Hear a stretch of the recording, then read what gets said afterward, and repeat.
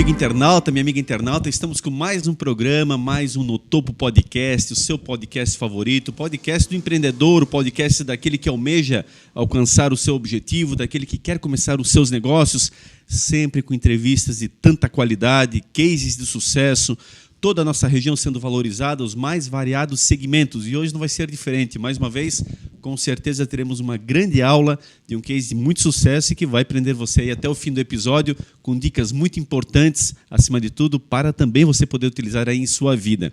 Eu quero já abrir também o podcast, sempre agradecendo o nosso apoiador master, o apoiador master que é a Melhores Imóveis. Melhores Imóveis é diferente, né? Aquela empresa diferenciada, ela realiza o seu sonho. Não é uma carteira exclusiva de imóveis para que você tenha que ter a escolha limitada. Muito pelo contrário, ela vai atrás do melhor imóvel para você, ela vai atrás do seu desejo, daquilo que realmente você precisa.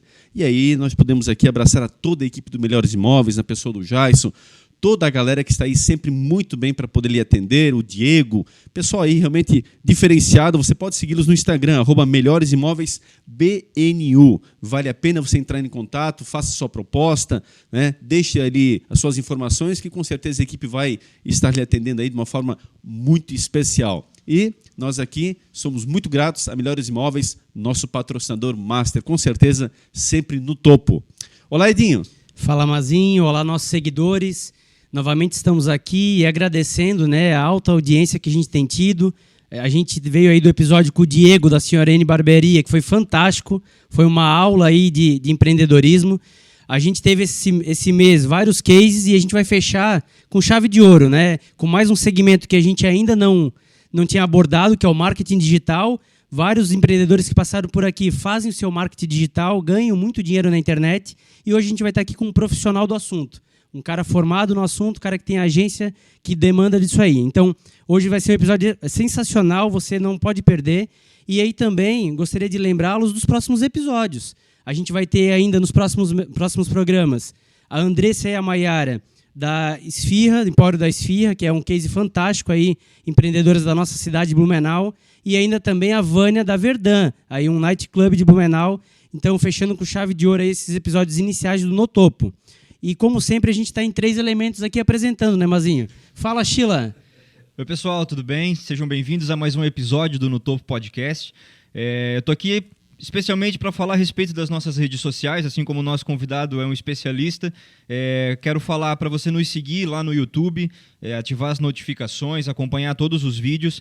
Lançamos essa semana o canal de cortes, chama Cortes no Topo Podcast. Então siga lá, já tem conteúdo postado lá com um trecho das melhores etapas das melhores histórias de cada entrevista.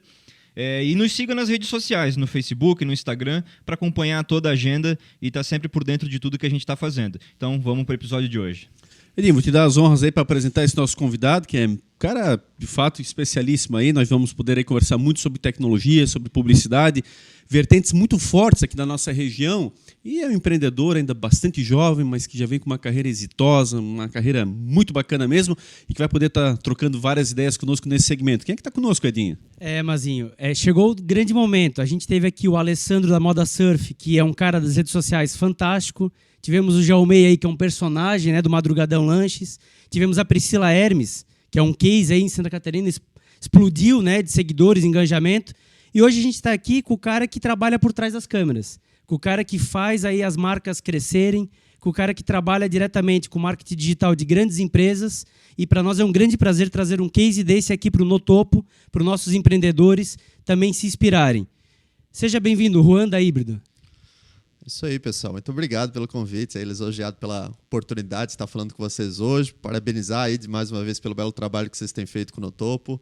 Acho que a região tem vários bons exemplos e sempre que a gente pode inspirar um pouquinho quem está começando ou quem está aí tendo seus desafios no dia a dia de carreira, eu acho que a gente faz a nossa parte também para contribuir com o nosso mercado, né? Então, prazer aí, ansioso pelo nosso papo. Beleza. Juan, vamos começar pelo princípio mesmo. Você é publicitário, né?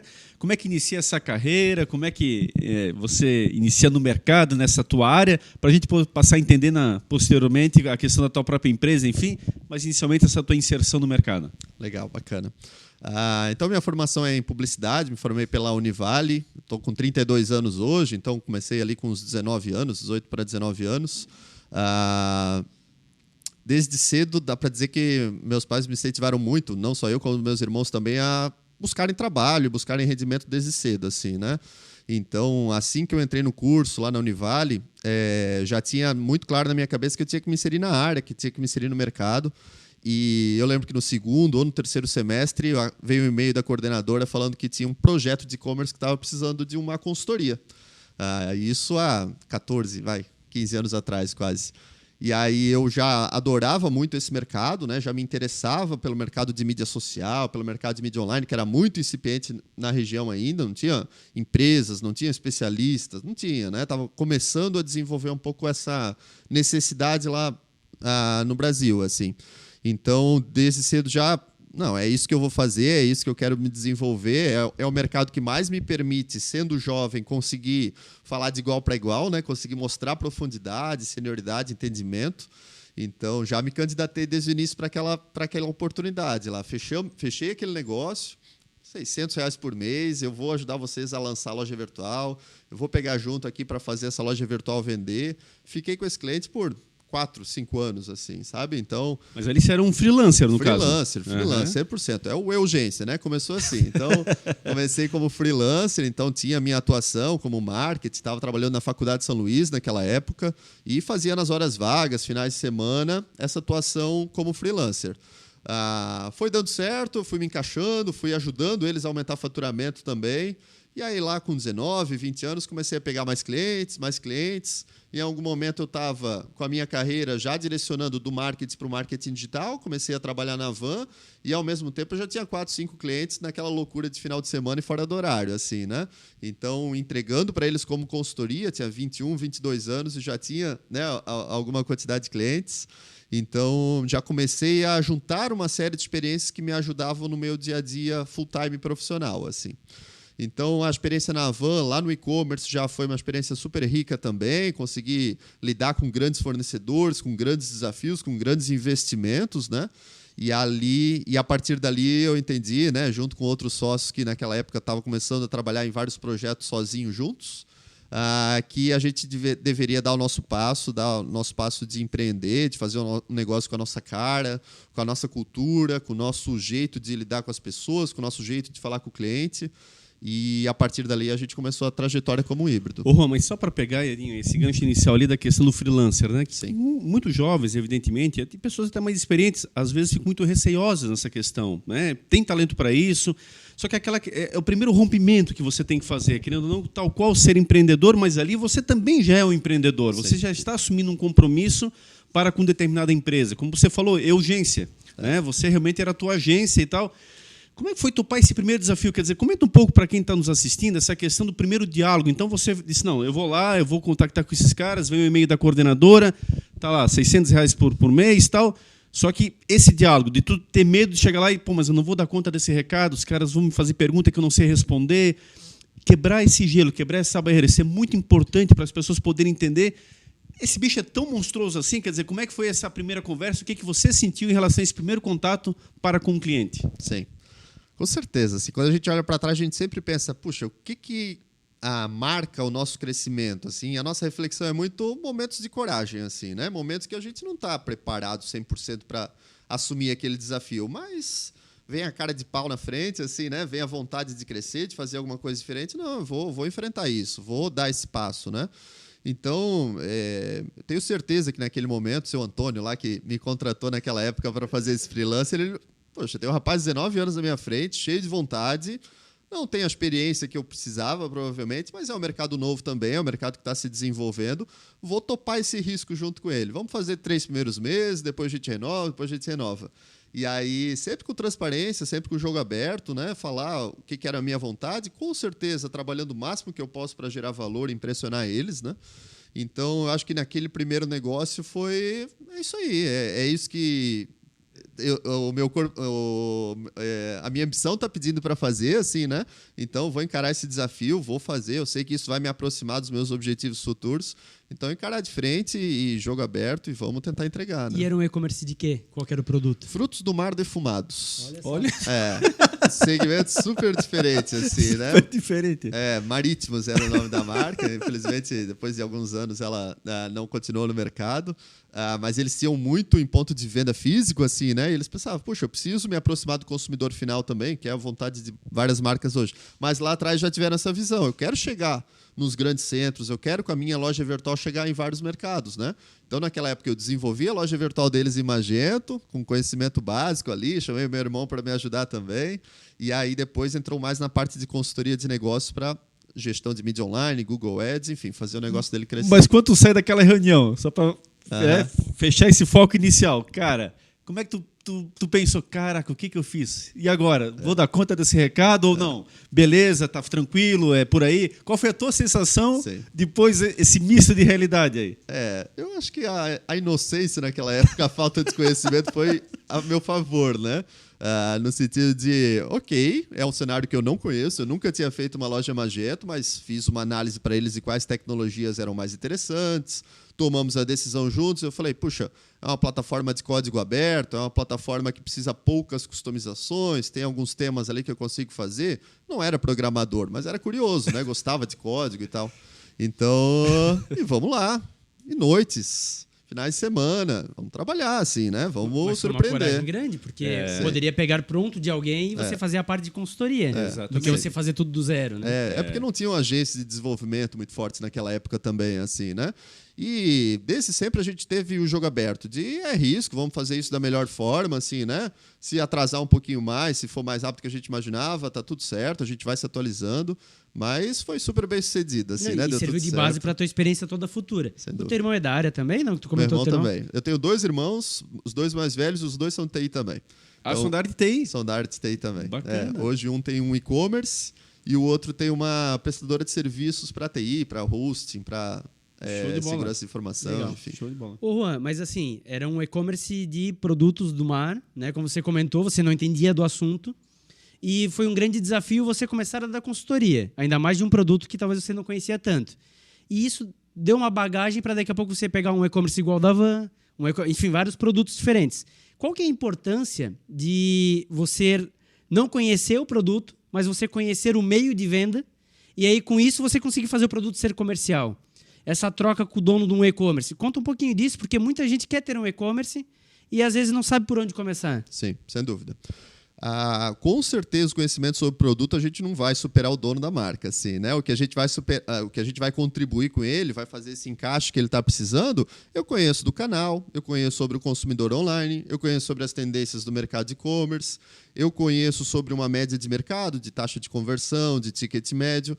Então esse encaixe de quais que são teus produtos mais vendidos, qual que é a história da tua marca, quem são teus concorrentes, que o dono da marca tem muito, complementa com essa nossa experiência, com esse nosso conhecimento que começou sendo adquirido daquela época, né? Sobre os desafios do mercado, os desafios comuns do mercado de e-commerce, assim. Então, acho que, de novo, né, com a humildade de não saber todas as respostas, mas estar estudando, estar buscando e estar levando informação constantemente para eles, acho que eles se identificam também com esse match para poder fazer a loja virtual crescer, né? E ali, Edinho, acho que entra muito exatamente essa compreensão do dono do negócio, de quem ele põe na responsabilidade de intermediar a reunião. Eu falo isso muito aos alunos, né? Tanto eu quanto o Edinho somos professores, e eu digo, olha, a gente vai projetar um sistema contábil, por exemplo, mas eu não sou contador. E já trabalhei em sistemas contábeis, inclusive, já desenvolvi. Só que é isso, quer dizer, aí vem o feeling da pessoa, ou seja, quais são os diferenciais? O beabá, evidente que todos nós sabemos, mas até para que o sistema tenha os diferenciais dessa empresa, o que ela faz de diferente, quais são as questões que realmente chamam a atenção do mercado. Isso jamais pode ficar de fora daquilo que nós vamos desenvolver enquanto parte de TI. Né? E esse é um diferencial muito significativo. E aí eu queria te perguntar, em cima dessa tônica, essa parte, querendo ou não, de complementação na área de TI. Você é um publicitário, e aí você dá a tua vasculhada, digamos assim, em outras situações, mas esse é um outro bom exemplo para muita gente, ou seja, sentir-se capacitado, sentir-se possibilitado de realmente fazer esse mix e buscar uma outra área para complementar a tua, que é o que acabou te alavancando, querendo ou não, se você ficasse só na área da publicidade, não desmerecendo, por favor, mas você está no e-commerce. E aí a TI é indissociável, não tem jeito. Como é que foi essa tua movimentação? Quer dizer, até onde é que tu conseguiu chegar pegando uma outra área que não era tua e até mais por conta própria nesse sentido. Sim, com certeza. A publicidade me formou muito, assim, com visão criativa, com visão de planejamento. Ela traz isso nas cadeiras do curso, assim, né? Mas lá, do momento já, ela estava... o natural daquela época era formar para agência de publicidade, para entrar num diretor de arte, num mídia, num planejamento de uma publicidade que ainda era tradicional. E desde cedo eu já tive a percepção de que a publicidade tradicional era um modelo que não estava indo para cima, era um modelo que estava indo para baixo. Esse negócio de BV, esse negócio de ter as grandes sacadas e não ser baseado em dados, enfim. Então, desde cedo já tive algumas inquietudes assim que me... Puxa, como profissional criativo, como profissional de planejamento, eu preciso cobrir outras áreas que estão descobertas aqui no curso. Então, eu comecei a ir para os cursos de administração, fazer curso de Excel. Eu comecei a participar de outros eventos de outras áreas que vão me desenvolver em tecnologia. Então, essa curiosidade, a vontade de estudar outras áreas que foram complementando aquilo que eu mais acreditava como carreira, assim, né? Então, sem dúvida que no começo... Se o pessoal de desenvolvimento hoje da empresa sabe que eu entreguei uma loja Magento, eles não acreditam assim. Mas no momento ali que era necessário, beleza, a gente faz, né? A gente entrega, a gente desenvolve, dá um problema no site ali, ele cai, a gente não sabe o que fazer, vai acontecer assim.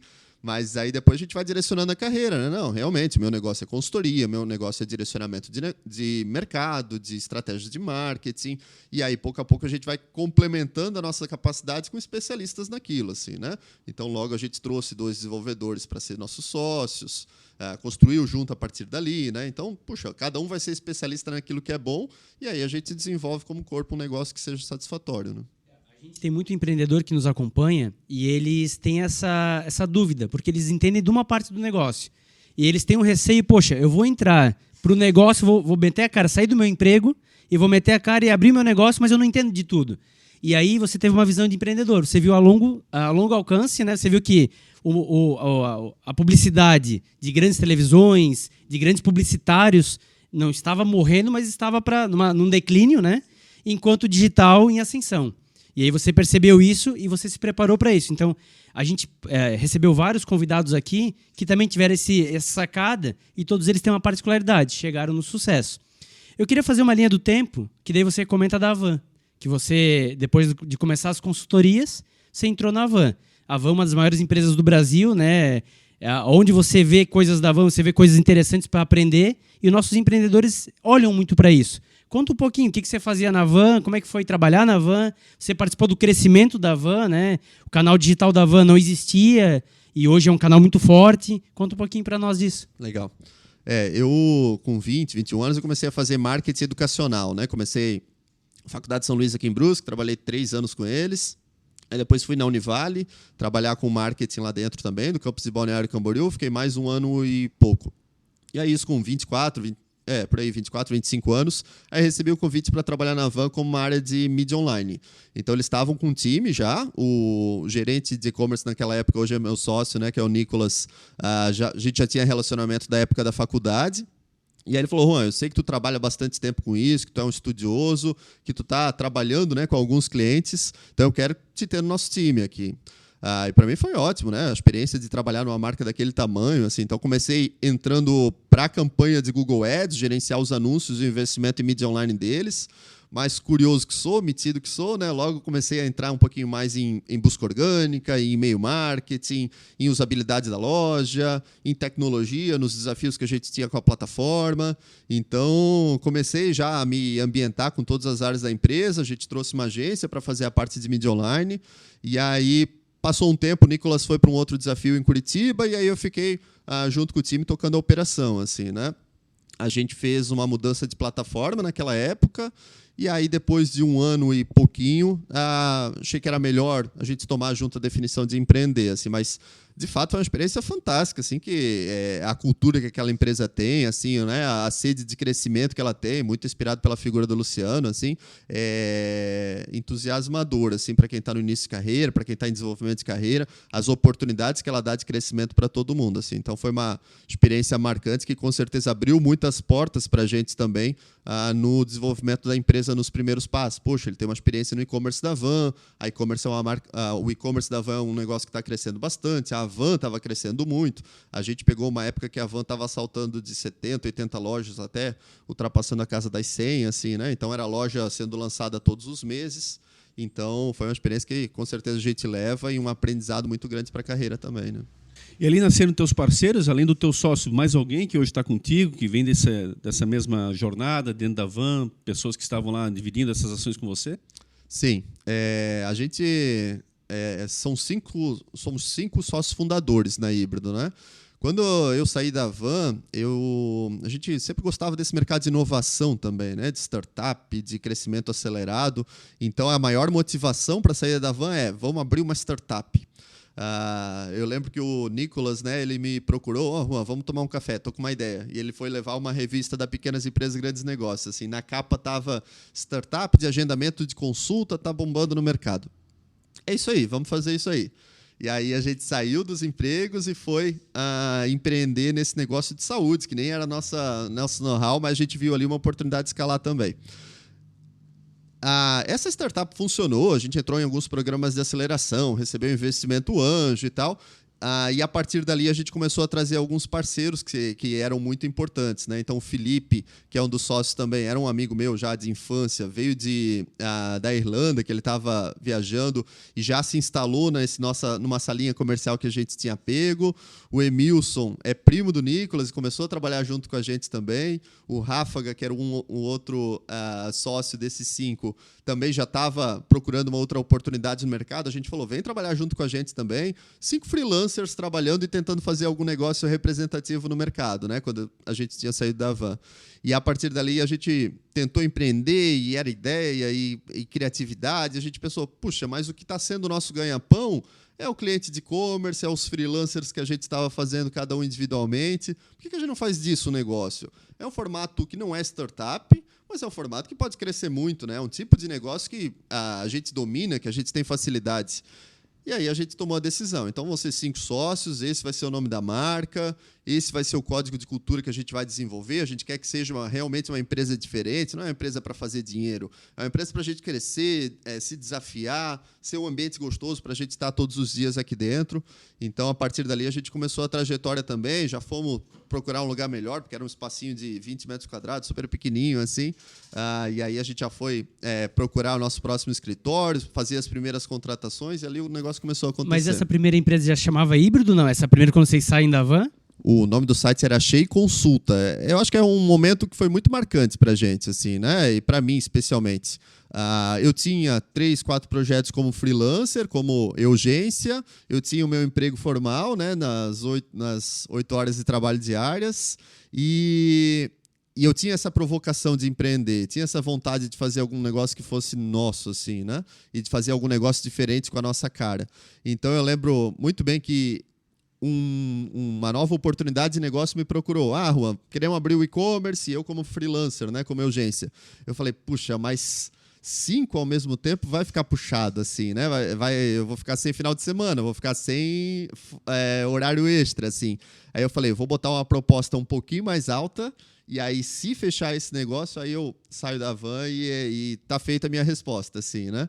Então, e aconteceu. Eu fiz a proposta, na mesma semana eles já me deram um sinal positivo, e aí eu falei, era o que eu precisava, não tenho mais argumento. Agora eu vou ter que pedir as contas aqui na Van e vou ter que tocar o meu negócio do jeito que eu tô imaginando, assim, né? Então, tinha esse colchão, né, de receita que para mim era super importante, estava com 24, 25 anos, estava lá comprando meu carro, estava lá começando a minha vida, assim. Então, fiz esse colchão, tinha uma segurança também que, por pelo menos alguns meses, se eu fizesse um bom trabalho como freelancer, ia continuar recebendo esse valor. E, em paralelo, eu ia fazer alguma coisa que era sonho mesmo, né? Que era empreender, que era fazer um negócio do zero. Eu não estava entendendo esse freelancer como negócio da vida, assim, ainda, né? Então, e aí a gente criou o Achei Consulta, foi em WordPress, demorou ali uns 3, 4 meses para ele ir para o ar. A sacada do Achei Consulta era, a gente cadastrava profissional de saúde lá dentro e um usuário, um paciente, pudesse escolher esse profissional de saúde e fazer o agendamento pela própria internet. Então, ultrapassar a lista amarela, né? Sair desse mercado que a gente tinha e conseguir mostrar um pouquinho mais as especialidades desse especialista, os depoimentos de satisfação e tudo mais. Foi ótimo, foi uma jornada muito legal. A gente ficou com o projeto durante alguns anos, assim, mas teve uma coisa que não funcionou tão bem, é que a gente não tinha combinado com os médicos que eles iam pagar para estar lá no sistema, assim, né? E o médico não estava muito disposto a fazer um investimento mensal para ter essa visibilidade, porque a grande maioria dos profissionais de saúde, especialmente aqueles que já estão mais consolidados no mercado, eles recebem pacientes, eles não precisam fazer marketing adicional. O marketing é o boca a boca, né? Então a gente ficou batendo porta em porta e visitando e negociando e tal, mas a gente pensou, puxa, esse negócio não vai escalar, assim, né? Esse negócio não vai para frente, não é a gente não acertou exatamente o modelo ideal do negócio. E aí, nesse momento que a gente definiu encerrar o negócio, a Híbrido já tinha nascido, a Híbrido já estava crescendo, e aí a gente concentrou todas as energias no lá. Já estava em paralelo trabalhando com a Híbrido. Isso, exatamente. Essa pergunta, Juan, assim, de fato os empreendedores fazem, porque a maioria começa num emprego e tem esse sonho, e aí a virada da chave para botar o sonho em prática gera muita dúvida. Tu teve uma sacada interessante, você fez uma solicitação um pouco maior e botou isso à prova, e isso teve a resposta. E isso é fundamental, porque às vezes, hoje você olha para trás, pô, foi de sucesso, mas às vezes essa dúvida pode você não dar certo, e aí você larga uma grande empresa, você estava na Van, sonho de muitos profissionais, né? Principalmente da área de marketing, né? Muito sonho em trabalhar na Van. Eu leciono marketing aqui na FURB, se perguntar, 95% da turma quer trabalhar na Van, quer trabalhar numa grande empresa, trabalhar com um grande personagem. Então você largou isso e foi atrás do seu sonho e deu muito certo. Mas essa sacada do colchão aí, da garantia do rendimento, pelo menos no começo, fez a diferença.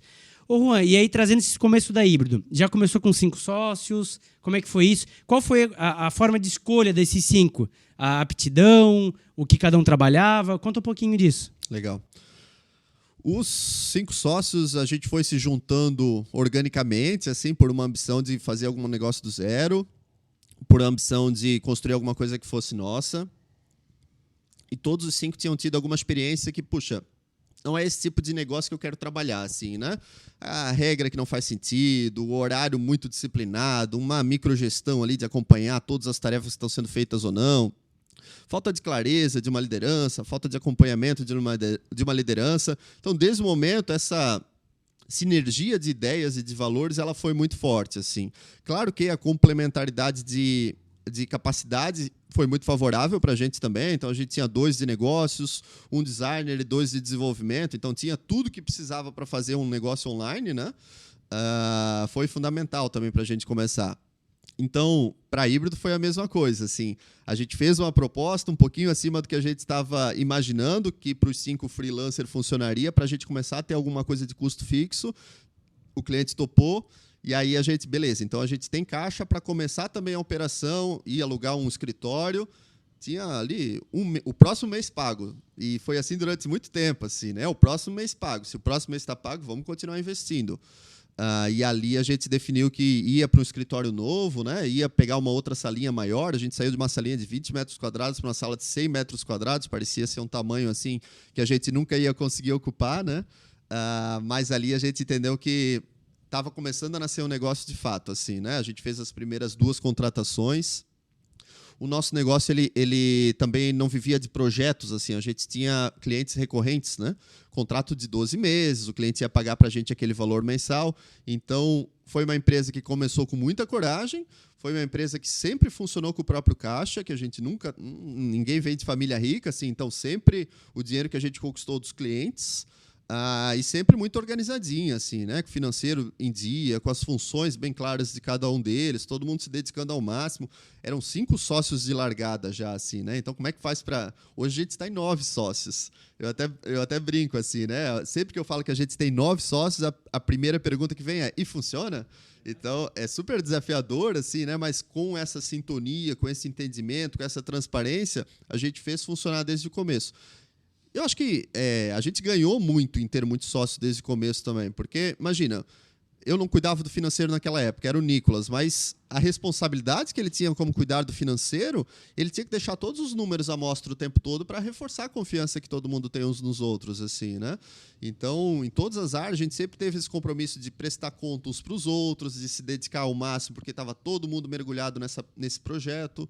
Então, os 5 já começaram full time, assim, também. Isso foi outro marco importante. Assim, ninguém ficou trabalhando no outro trabalho, né, num emprego formal e fazendo algumas horas extras. Dedicou ao extremo, todos eles. Exatamente. Exatamente. Mas esse começo, beleza, tinha as 5 categorias, 5 áreas que cada um trabalhava, mas para conseguir esse primeiro cliente, ou os primeiros clientes, hoje você tem vários cases de sucesso, é muito mais fácil, né? Demonstrar um case e conseguir. E o começo? Como é que conquista esse primeiro cliente? Então, naquela época, eu tinha 5 clientes, né? Que eu já tinha conquistado como freelancer. O Nicolas tinha mais 3 clientes.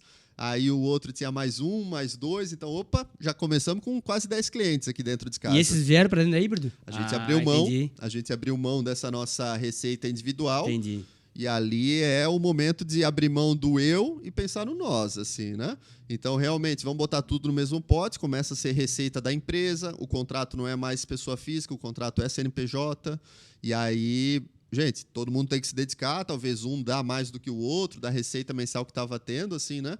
Mas todo mundo vai ter que se dedicar para a gente fazer isso funcionar. Olhando lá na frente, né? Exatamente. Então, a partir dali, o Nicolas ficou com a parte comercial, eu fiquei com a parte de consultoria, os rapazes ficaram a parte de tecnologia, de design, e vamos para a rua. Vamos trazer clientes para dentro de casa, porque a gente está crescendo, vai contratar as primeiras pessoas e vamos desenvolver esse negócio, assim. E aí eu acho que brilha muito o network mesmo, assim, né? Essa vontade dos 5 de fazer o negócio funcionar, de estudar, de estar aparecendo, de estar conversando, acho que fez muita diferença para a gente conquistar os primeiros clientes. Porque tinha um amigo da faculdade que trabalhava na FIP, fechamos com a FIP. Tinha um amigo da escola que estava trabalhando na J. Canedo, fechamos com a J. Canedo. Tinha um amigo que estava em outra empresa ou que tinha uma outra empresa, a gente fechou com aquela empresa. Então, em algum momento, boa parte dos nossos clientes eram nossos amigos pessoais, assim, sabe? Isso cria um laço de confiança que é muito forte, assim, né? Então, desde aquela época de freelancer, sempre que alguém pensa em fazer freelancer hoje na empresa, eu incentivo muito, assim, porque acho que tu cria uma casca, tu cria uma maturidade de contrato, de financeiro, de relacionamento com o cliente, além do que é efetivamente a tua entrega, né? Que é o conhecimento técnico, que é um negócio que tu vai levar para o resto da vida, assim. Então, isso a gente levou como profissionais freelancer, agora como empresa, né? Então, esse compromisso de agradar, de fazer uma entrega de valor, de atender uma expectativa, fez com que esses nossos primeiros anos fossem muito bons também, né? Sem dúvida. Eu queria até fazer uma rápida reflexão sobre o que você falou. Primeiro, a questão do compliance, né? Vocês ali, já de início, deixando muito claro toda essa evidência de que realmente transparência total, está ali o rapaz, o Nicolas, ali mantendo o financeiro, mas dando a confiança para vocês poderem tocar o trabalho adiante. Não havia uma desconfiança entre os sócios, que esse é um primeiro passo muito importante para a gente poder realmente focar naquilo que é o mais importante, que é o teu produto final, que é aquilo que realmente vai trazer o rendimento para a empresa. Agora, os 5, ao mesmo tempo que estão cuidando do financeiro, também estão deixando de cuidar da arte principal. E se você não tem confiança naquele que seria um dos teus sócios, aí vem a questão, por que ele é teu sócio, né? E muitos fazem isso, quer dizer, há uma preocupação com uma área que ela é fundamental, evidente para a empresa, mas ela não é o teu produto final. Então, se aquele camarada é o teu sócio, você está depositando nele total confiança para os outros 4 poderem dedicar full time o tempo a buscar realmente naquele primeiro momento, e aí vem a pergunta do Edinho, a captação dos primeiros clientes. Segunda reflexão que eu queria fazer é a questão exatamente de vocês terem tido a humildade no início de entender que tinham que mudar o segmento. Né? Não caiu na frustração de nós não vamos dar certo, não tem jeito. Nós tentamos, fomos para a área da saúde, nós não servimos para isso e vamos acabar por aqui. Aí vem aquela velha história do Cafu, lateral da seleção, que todo mundo conta, que ele foi reprovado em 13 peneiras para virar jogador. Pô, 13 peneiras, o cara é reprovado em uma, o cara já se sente o pior cara do mundo, não sirvo para futebol. Ele foi reprovado em 13, está na história do futebol mundial, é o capitão da seleção brasileira e ninguém mais tira isso dele. Então, a insistência de você entender que você tem que se remodelar e não que você é um fracassado, que porventura você não vai dar certo. Até porque do outro lado tem outro ser humano, tem uma outra pessoa que está avaliando, muitas vezes sem o devido conhecimento, da mesma forma. Às vezes você bateu no consultório dos melhores médicos, como você bem falou, é daquele que a próxima consulta é daqui a 3 meses. Então, para que ele vai fazer propaganda se hoje o cliente dele já reclama que está aguardando demais para ser atendido? É isso, o paciente dele, no caso. Então, vocês souberam entender isso aí com muita clareza e rapidez, para evitar insistir numa coisa que não dava certo, que é uma coisa que também acontece muito, Edinho. O cara quer provar para ele mesmo e para outras pessoas que estão desconfiando dele naquele momento, não, eu vou dar certo nessa área. Eu falei que eu vou. Até literalmente não ter mais condições de se manter nessa teimosia. E a terceira questão que eu queria te falar, a questão que tu até pudesse reforçar, esse networking, é interessante sem dúvida, mas aí a questão da amizade. Para muitos é uma barreira. Poxa, é justamente naquele meu amigo que eu não vou. É naquele cara que eu não vou. É naquele outro ali que não vai dar. Não, aquele ali não adianta eu contar com ele.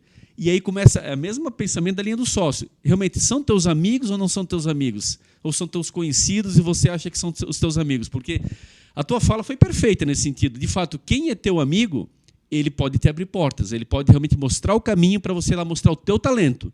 É isso, é uma relação profissional em cima de uma abertura através da amizade. E é assim que vai funcionar.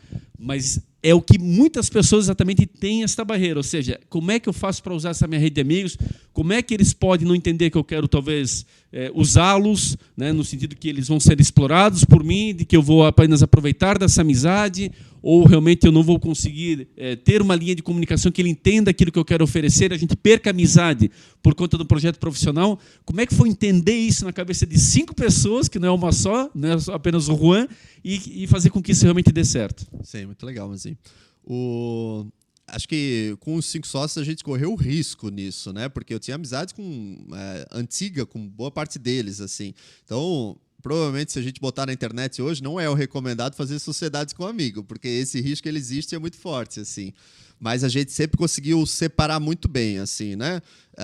O pessoal do profissional, no sentido de que em alguns momentos a gente precisa tomar decisão do negócio, em alguns momentos eu vou precisar abrir mão do que eu estou imaginando, porque o outro ele tem mais razão, faz mais sentido, vai ajudar mais no negócio. A gente tem perfis e personalidades muito diferentes, assim, a gente percebeu isso e respeitou isso desde o começo. Tem alguém que está um pouquinho mais olhando para o resultado, tem alguém que tem uma veia mais humana, tem alguém que tem uma veia mais ambiciosa, tem alguém que tem uma veia mais pé no chão.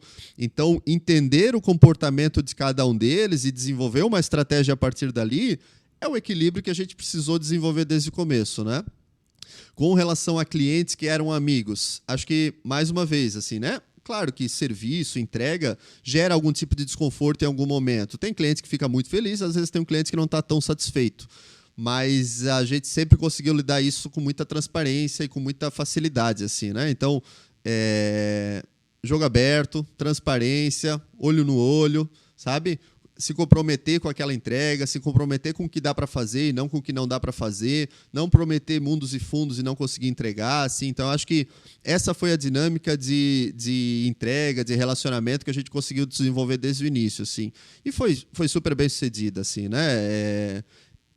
Que bom que a gente teve vários amigos que abriram as portas dos negócios deles para a gente, e a partir dali a gente conseguiu construir a marca, fazer os cases, e aí conseguiu ser uma empresa que briga, né, de igual para igual com várias empresas que já existiam no mercado, assim. Mas acho que essa facilidade, essa empatia, essa humildade também, né, de se relacionar e de criar esses laços de conexão, às vezes mais pessoais, às vezes mais profissionais, fizeram com que a gente continuasse alavancando também. Eu só quero complementar o raciocínio do Mazinho, né? Tô contando a tua história e eu fui refletindo sobre alguns pontos, e 2 assim que eu achei muito bacanas. Tu comentou que vocês foram entendendo que na híbrido cada um tem uma função. Tem um que é no financeiro, tem um que é no marketing, você é nas palestras, na consultoria. E quando a empresa, por exemplo, eu sou formado em administração com especialização em compras. E lá na empresa hoje eu trabalho em TI, porque eu estou implantando SAP na empresa que eu trabalho. Só que eu sou focado em compras.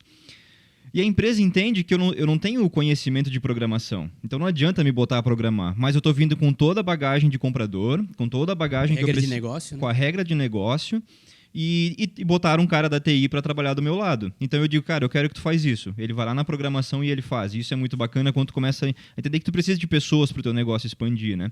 E o segundo ponto é sobre cada um ter a sua função definida.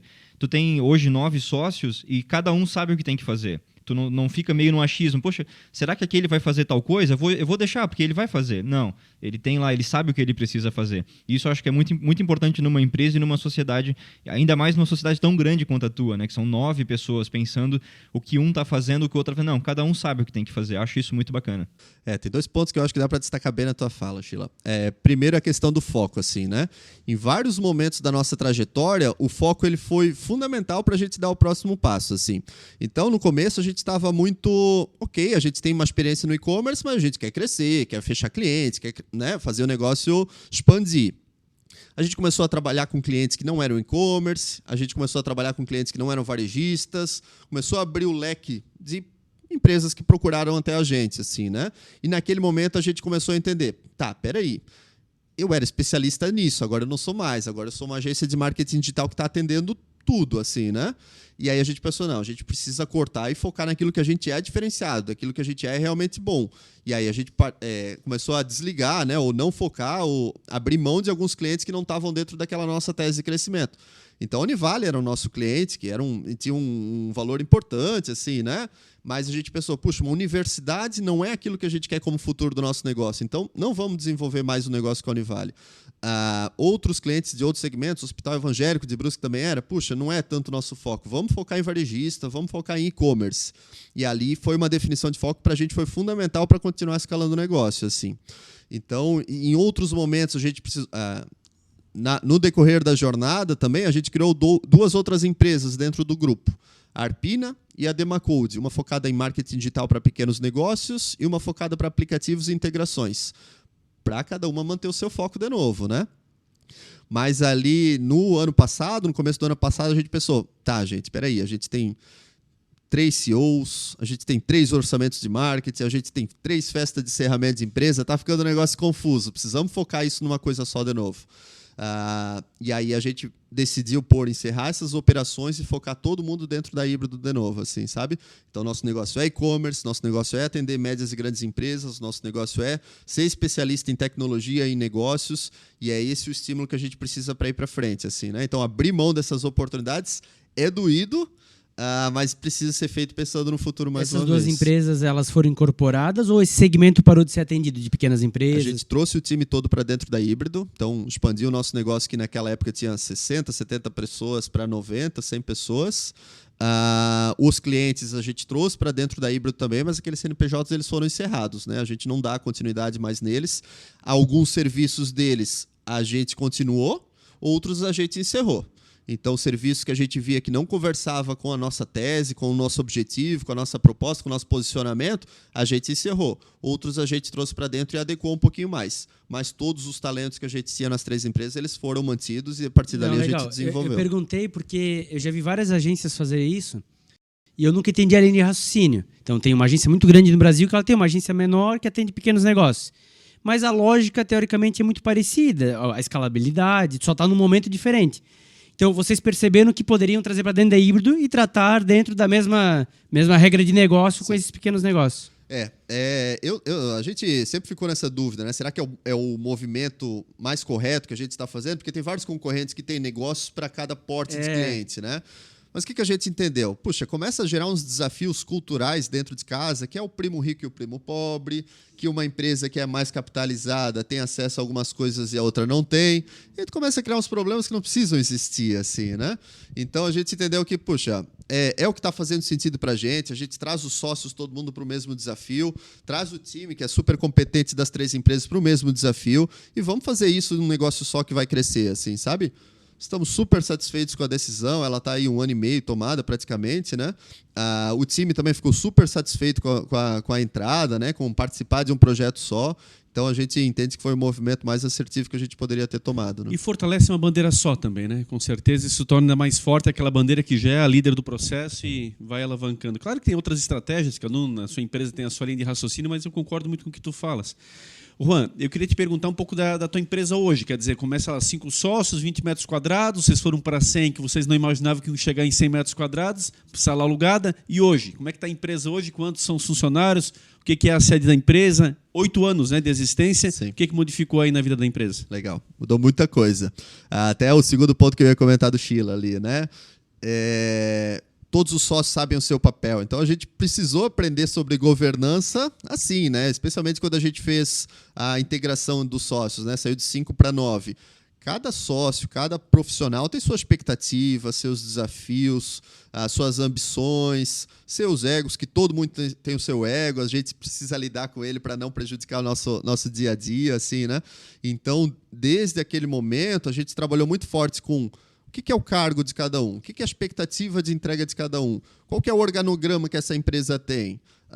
Para quem que eu preciso prestar conta? Quem que é a minha liderança direta? Assim, sabe quais são meus desafios no ano? E isso, todos os sócios estão na operação, né? Não tem nenhum sócio investidor ou fora do dia a dia. Então, a gente colocou sócios e colaboradores todos no mesmo pote, toda a mesma régua, dando acesso a todo mundo. Não é porque eu sou sócio que eu sou privilegiado, que eu tenho acesso a uma oportunidade que um colaborador não possa ter. Hoje a gente tem colaboradores que estão liderando os sócios e tem funcionado super bem, assim, sabe? Tem um negócio que no dia a dia a gente explora o que é capacidade e potencial de cada um da melhor forma possível, assim. Então, a principal mudança que a gente teve nas nossas trajetórias foram sair de um bom operacional, de um especialista técnico em e-commerce, em mídia online, em desenvolvimento, para virar bons gestores, para virar bons com pessoas, né? Então, quando a gente começou a acelerar bastante o nosso crescimento, eu até fui buscar uma pós-graduação em gestão de pessoas com outros sócios, porque, puxa, não era a nossa praia. A gente não veio, né, de uma atuação de recursos humanos. Então, a gente precisava saber como motivar o time, desafiar o time, dar feedback, fazer promoção, fazer desligamento, que era um negócio que parecia desconfortável naquela época, mas ele seria inevitável a gente fazer bem nessa nova fase. Funcionou muito bem. A gente se capacitou como liderança. Nos últimos 4 anos, a gente cresceu 3 vezes o nosso negócio, então bateu aí 100 pessoas no ano passado, ultrapassou a casa de 100 pessoas. Tem um time de lideranças que é fantástico, são 20 líderes, então a gente tem cada um dos times com uma proximidade muito grande com cada uma das lideranças, então ele recebe feedback, ele recebe one-on-one, ele tem plano de desenvolvimento de carreira, ele tem avaliação de desempenho individual, ele tem uma série de recursos que vão ajudar ele no desenvolvimento dele de carreira. Isso colaborador como sócio. Todo mundo tem isso, assim, né? Porque todo mundo está em desenvolvimento e todo mundo precisa estar em desenvolvimento porque o nosso negócio muda muito rápido. Então, a gente conseguiu trabalhar bem uma estrutura de governança para os sócios estarem confortáveis, uma estrutura operacional e de lideranças para os clientes também não se sentirem acuados de, puxa, antes eu falava com o Juan, agora está vindo uma outra pessoa. Então, os nossos clientes têm que estar satisfeitos, a nossa operação tem que estar funcionando bem, tem que estar azeitada com indicador, com meta, com produtividade, com cultura. Então, essa virada de chave, ela foi desafiadora, mas a gente conseguiu passar por ela também de uma forma muito bem sucedida e experimentar esse novo mundo, né? A gente tem que preparar o nosso negócio agora para 200, 300 pessoas, né? Sempre tem que estar com o foco lá na frente, porque desde o começo eu falo isso até na integração. A gente não quis ser a melhor agência de Brusque no início, assim, a gente já tinha ambição de como é que a Netflix faz, como é que o Google faz, como é que o Facebook faz. Então, essa ambição de fazer um negócio diferente, um negócio que gera impacto no mercado, um negócio que as pessoas não ficam torcendo para chegar sexta-feira todo dia, assim, sabe? Era um negócio que para a gente é premissa e é um negócio que a gente tem desenvolvido até aqui e tem dado muito certo. E tu vai na veia, né? Porque o jovem gosta disso. Então, o jovem quer trabalhar num desafio, num projeto que é desafioso, que você consegue crescer, que você consegue, né? Então, você vai na veia. E pegando pessoas, você trabalha com pessoas. Porque o seu produto é fruto da relação de serviço de uma pessoa, né? Não é um produto pronto que vai estar numa caixinha que alguém vai no mercado comprar. Então, se você tem pessoas motivadas e engajadas, você vai ter clientes satisfeitos, né? Se você tem um funcionário que não está satisfeito, o cliente ele vai ter problema. Então, a gente teve aqui o Diego da Ciorene que falou isso. O barbeiro dele tem que dar bom dia, boa tarde, tem que abrir a porta, tem que ter cortesia. E você é mais ou menos isso. E aí você numa escala onde você representa os resultados dos clientes. Então, mais importante ainda, porque o cliente ele vai ter sucesso se ele tiver uma relação de sucesso com você. Queria pegar o gancho dos sócios. Como é que foi o aumento? Né? Eram 5, você explicou. Da onde é que vem os outros 4? Qual que foi a ideia? O que eles fazem? Sim. Os 5, a Híbrido era sócia desses outros 2 negócios, né? Então, na Demacode a gente tinha outros 3 sócios. Um desses sócios era o primeiro colaborador da Híbrido lá atrás, quando a gente começou. E aí ele entrou como sócio nesse negócio.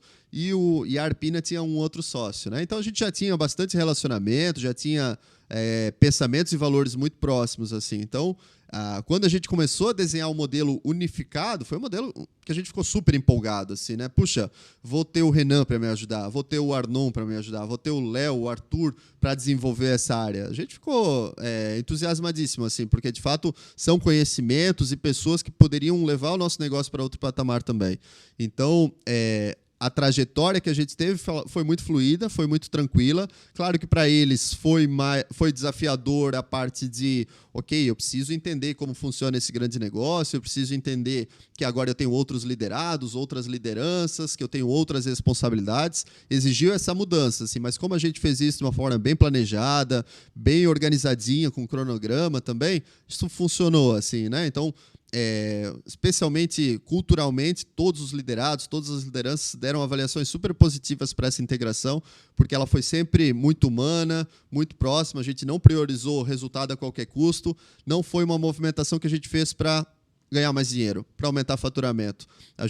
Alguns clientes a gente teve que não conseguiu mais atender porque o custo fixo da híbrida ele era maior, assim, né? Então a gente começou a especialmente ser uma empresa ainda mais nacional, de prospectar clientes de São Paulo, de grandes centros. Então a gente está sempre mudando, está sempre desenvolvendo alguma área nova. Então essa humildade, essa adaptabilidade, elas fazem parte de todas as pessoas do time, porque senão não teria como, assim, né? Isso que tu comentou no início sobre pessoas, de fato. Nosso negócio é gente e processos. É isso que vai fazer a gente crescer, assim, né? Não é produto, não é um software escalável. Então, e sendo uma empresa independente, sem capital externo, sem rodada de investimento, a gente não tem os melhores salários para oferecer. Isso com certeza. E os colaboradores e o mercado sabem disso. O nosso desafio e aproveitando uma geração que está olhando para isso também, a gente traz desafio para o time. A gente traz proximidade. Talvez a gente não é a empresa que paga mais, mas é a empresa que a gente mais vai fazer você desenvolver, assim, sabe? Mais vai fazer você crescer. Então, essa nossa geração, ela não está buscando estabilidade, ficar 10 anos, 20 anos dentro de uma empresa. Ela está buscando aprender o mais rápido que ela pode, crescer o mais rápido que ela pode, conhecer mais gente, conhecer mais negócios. É essa sede de conhecimento que ela tem, assim. Então, adaptar o nosso negócio a essa geração, fazer isso encaixar bem, foi também fundamental para a gente conseguir trazer ótimos talentos para dentro de casa, fazer esses talentos ficarem dentro de casa. O assédio no mercado de trabalho ele é muito alto no nosso mercado, no nosso universo de tecnologia. Então, a gente fica muito orgulhoso também de ter ótimos indicadores de rotatividade de talento, indicadores bem abaixo da média de mercado. Significa que as pessoas estão engajadas, estão com desafio, estão recebendo feedback, estão aprovando a liderança que elas têm e estão aprovando a estratégia da empresa no fundo. Beleza. Quero que tu me responda da sede, faltou aquela resposta para saber se tem essa sala de 100 metros quadrados ainda. E essa questão dos novos sócios, como é que organiza hierarquicamente? Quem que é o CEO? Aí você tinha duas outras empresas que, querendo ou não, você tinha lá os CEOs dessas empresas também, deixam eles desistir, como é que volta? Então, por um lado, tem um pensamento de unificar todo mundo, mas por outro, você falou muito bem, tem sim o jogo de vaidades, tem o ego de cada um, tem tudo isso que muitas vezes é o mais difícil exatamente de você administrar. E aí são 9 sócios. Então, vamos lá, explica para nós um pouquinho como é que funciona hierarquicamente também essa relação. Sim, legal. Hoje a gente saiu de um escritório de 20 metros quadrados para um de 100 metros quadrados. Aquele de 100 expandiu para um de 200. E aí, no 2019, a gente alugou um galpão aqui no centro de Brusque, de 1.600 metros quadrados. Então, são 4 andares hoje, que a gente tem espaço para ir para pelo menos 150 posições, assim, né? Tem um espaço de convivência e tal. Mais uma daqueles momentos de coragem, assim, né? De ambição, de pulo grande. Vamos para o próximo passo, exatamente. Então, estamos super felizes. O prédio estava abandonado, assim, ninguém queria. Ele estava 3 anos lá, tinha até mendigo dentro, assim. A gente reformou ele todo, deu uma cara de uma pegada mais industrial, de startup mesmo, tudo aberto, com vidro, fazendo sala de reunião. Enfim, um espaço muito, muito gostoso. Com relação ao nosso organograma, né? A gente, nesse trabalho de unificação, a gente teve muito essa questão de governança, como eu tinha falado. Então, hoje a gente tem um CEO, tem 3 diretores, diretor de tecnologia, diretor comercial e diretor de produto. Tem 2 heads para cada uma das áreas principais hoje, que é a parte de tecnologia e a parte de consultoria. Tem uma série de coordenadores também que apoiam, uma série de lideranças de pessoas e lideranças técnicas também, né? Para todo mundo estar se desenvolvendo. Então, os sócios estão distribuídos nessas diversas posições, assim. Tem sócio coordenador, tem sócio liderança técnica, tem sócio head, tem sócio diretor. Então, todos eles estão distribuídos dentro desse organograma, explorando o que é o potencial de cada um e fazendo o que a gente tem para fazer como melhor para o nosso crescimento do negócio, assim. Então, a gente conseguiu virar essa chave de uma forma muito saudável, muito equilibrada. Eu estou na cadeira de CEO há 3 anos. Antes a gente não tinha essa posição de diretor executivo, né? Eu era responsável pela Head de Business Solutions, da área de consultoria. E a parceria que a gente tem é tão boa, a humildade que a gente tem entre todos eles é tão boa. Tenho 8 caras fantásticos do meu lado, assim, né? quando a gente entendeu, junto com uma consultoria, de que a gente precisava estruturar melhor a nossa diretoria, a nossa visão estratégica, sair um pouquinho mais da operação, eu mandei um e-mail para eles. Pessoal, estou entendendo que eu estou naturalmente encabeçando um pouco mais dessas atividades, estou entendendo que a gente precisa desenvolver isso de uma forma mais robusta, falar mais com o mercado, ter uma posição que não fique na operação e que vai ser a visão estratégica de futuro da empresa, e estou entendendo que eu estou cumprindo algumas das expectativas para ocupar esse papel. O que vocês acham? Eu posso ser CEO? E aí, em 2 dias, a gente tinha um CEO. Você tomou a iniciativa. Exatamente. Tomei a iniciativa, fiz a proposta para eles, todos eles sentiram essa dor, todos eles sentiram que eu estava qualificado. Né, de organizar. Exato, qualificado ou me qualificando para aquilo. Todos eles apoiaram, Juan, vai lá, a gente acredita em ti, confia em ti, está desenvolvendo um bom trabalho também. Então, tudo que tu precisar, conta com a gente continua focando aqui nas nossas áreas, mas vai ser importante ter alguém que vai olhar para o nosso médio e longo prazo, a gente acha que tu é a pessoa para isso, assim. Então, é um exercício de humildade, é um exercício de vaidade que Exato. É sempre muito bem resolvido para a gente e a gente lidou bem com esses momentos. Que eu diria assim, Edinho, com toda a experiência que tu também tens, ele está falando aqui 9 sócios, é uma quantidade alta e, ao mesmo tempo, full-time dedicados à empresa. Nós estamos falando de sócios investidores. Então, quando você se propõe a ser o CEO, olha, podia ter várias formas de decisão ali, inclusive aquela mais clássica que seria até no voto, que é um absurdo naquele momento ali, porque nós estamos falando de uma empresa onde você tem várias situações meritocráticas, você tem questões ali de perfil, você tem qualificações, mas é isso aí. Muitas coisas que nós vimos é nesse sentido. Não, então vamos fazer uma votação aqui, porque tem também o fulano que também tem uma vontade de ser, e aí você já começa a ver uma certa divisão no grupo. Porque não adianta, sempre na democracia ela é ótima, excelente, mas ela tem vitoriosos e derrotados. E mesmo na vitória também ficam marcas das quais dificilmente você supera em relação aos seus derrotados. Então, é complicado. Vocês tiveram um exemplo ali de muita humildade, eu gosto muito que você toca muito nessa palavra, a própria transparência, o falar, o olho no olho, acho que essa é uma outra tônica que eu acho que é muito importante, porque, de novo, 9 sócios são maravilhosos quando tudo vai bem, mas, ao mesmo tempo, pode ser um grande problema a qualquer momento para essa empresa. Então, é um exercício diário, eu diria assim, de vocês poderem trocar informações e manter todos realmente unidos em prol da mesma ideia, né? Há algum tempo já a gente faz reuniões mensais, avaliar desempenho financeiro do negócio, direcionamento estratégico, eu reviso. Eu presto conta para todos os sócios como executivo, né, como CEO. Então, levo essas apresentações e a gente sempre está discutindo. E como tu comentasse, né, da questão dos votos, a gente nunca precisou chegar nessa definição, assim, de tomar uma decisão baseada em voto, em maioria, assim, é sempre baseado no consenso, sabe? Sempre entendendo que, às vezes, a minha vontade não vai prevalecer, às vezes entendendo que, né, a percepção do todo ela é muito mais vantajosa do que a percepção individual, assim. Então, é motivo de muito orgulho, assim, né? Essa abertura, essa disponibilidade de todos eles para realmente focar lá no futuro, focar lá na frente. Tem anos bons, tem anos ruins, tem desafios que a gente consegue passar, tem desafios que a gente não consegue passar, mas está todo mundo no barco, está todo mundo buscando o melhor para o negócio, buscando o melhor para cada um de nós. E é por isso que vocês crescem, porque de fato a competência rege, né? E a melhor solução é tomada, né? Não é por ego de a solução é minha, a dele não serve. Ô Juan, voltando agora para os cases, né? A Híbrido aí cresce, comentasse 3, 4 vezes aí nos últimos anos e tem muito case legal, tem muito case aí que é exemplo aqui da nossa região de e-commerce que explodiu, que hoje a empresa analógica virou digital. Conta um pouquinho aí o que tu tem de case bacana que pode servir de exemplo para esse empreendedor que está nos assistindo, que às vezes pensa em ter um e-commerce, pensa em entrar para esse meio. Com certeza. A gente teve a oportunidade de trabalhar com empresas fantásticas assim, ao longo da nossa trajetória, né?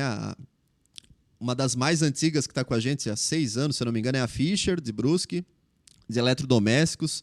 Então, a gente pegou a operação de e-commerce desde lá do comecinho, teve um crescimento fantástico no mercado. A Karsten aqui de Blumenau também foi um projeto que a gente trabalhou 3 anos, pegou a loja virtual aí junto com o Leandro, que era o coordenador na época, desde os primeiros meses, assim, levou ela para um crescimento muito satisfatório também para todo o negócio, assim. Então a gente tem uma atuação forte nesse perfil de indústria, vendendo para consumidor final. Grandes marcas de varejo analógico, físico, né? Até então, não são empresas surgidas no meio digital, que é um paradigma que tem que ser quebrado. Exatamente.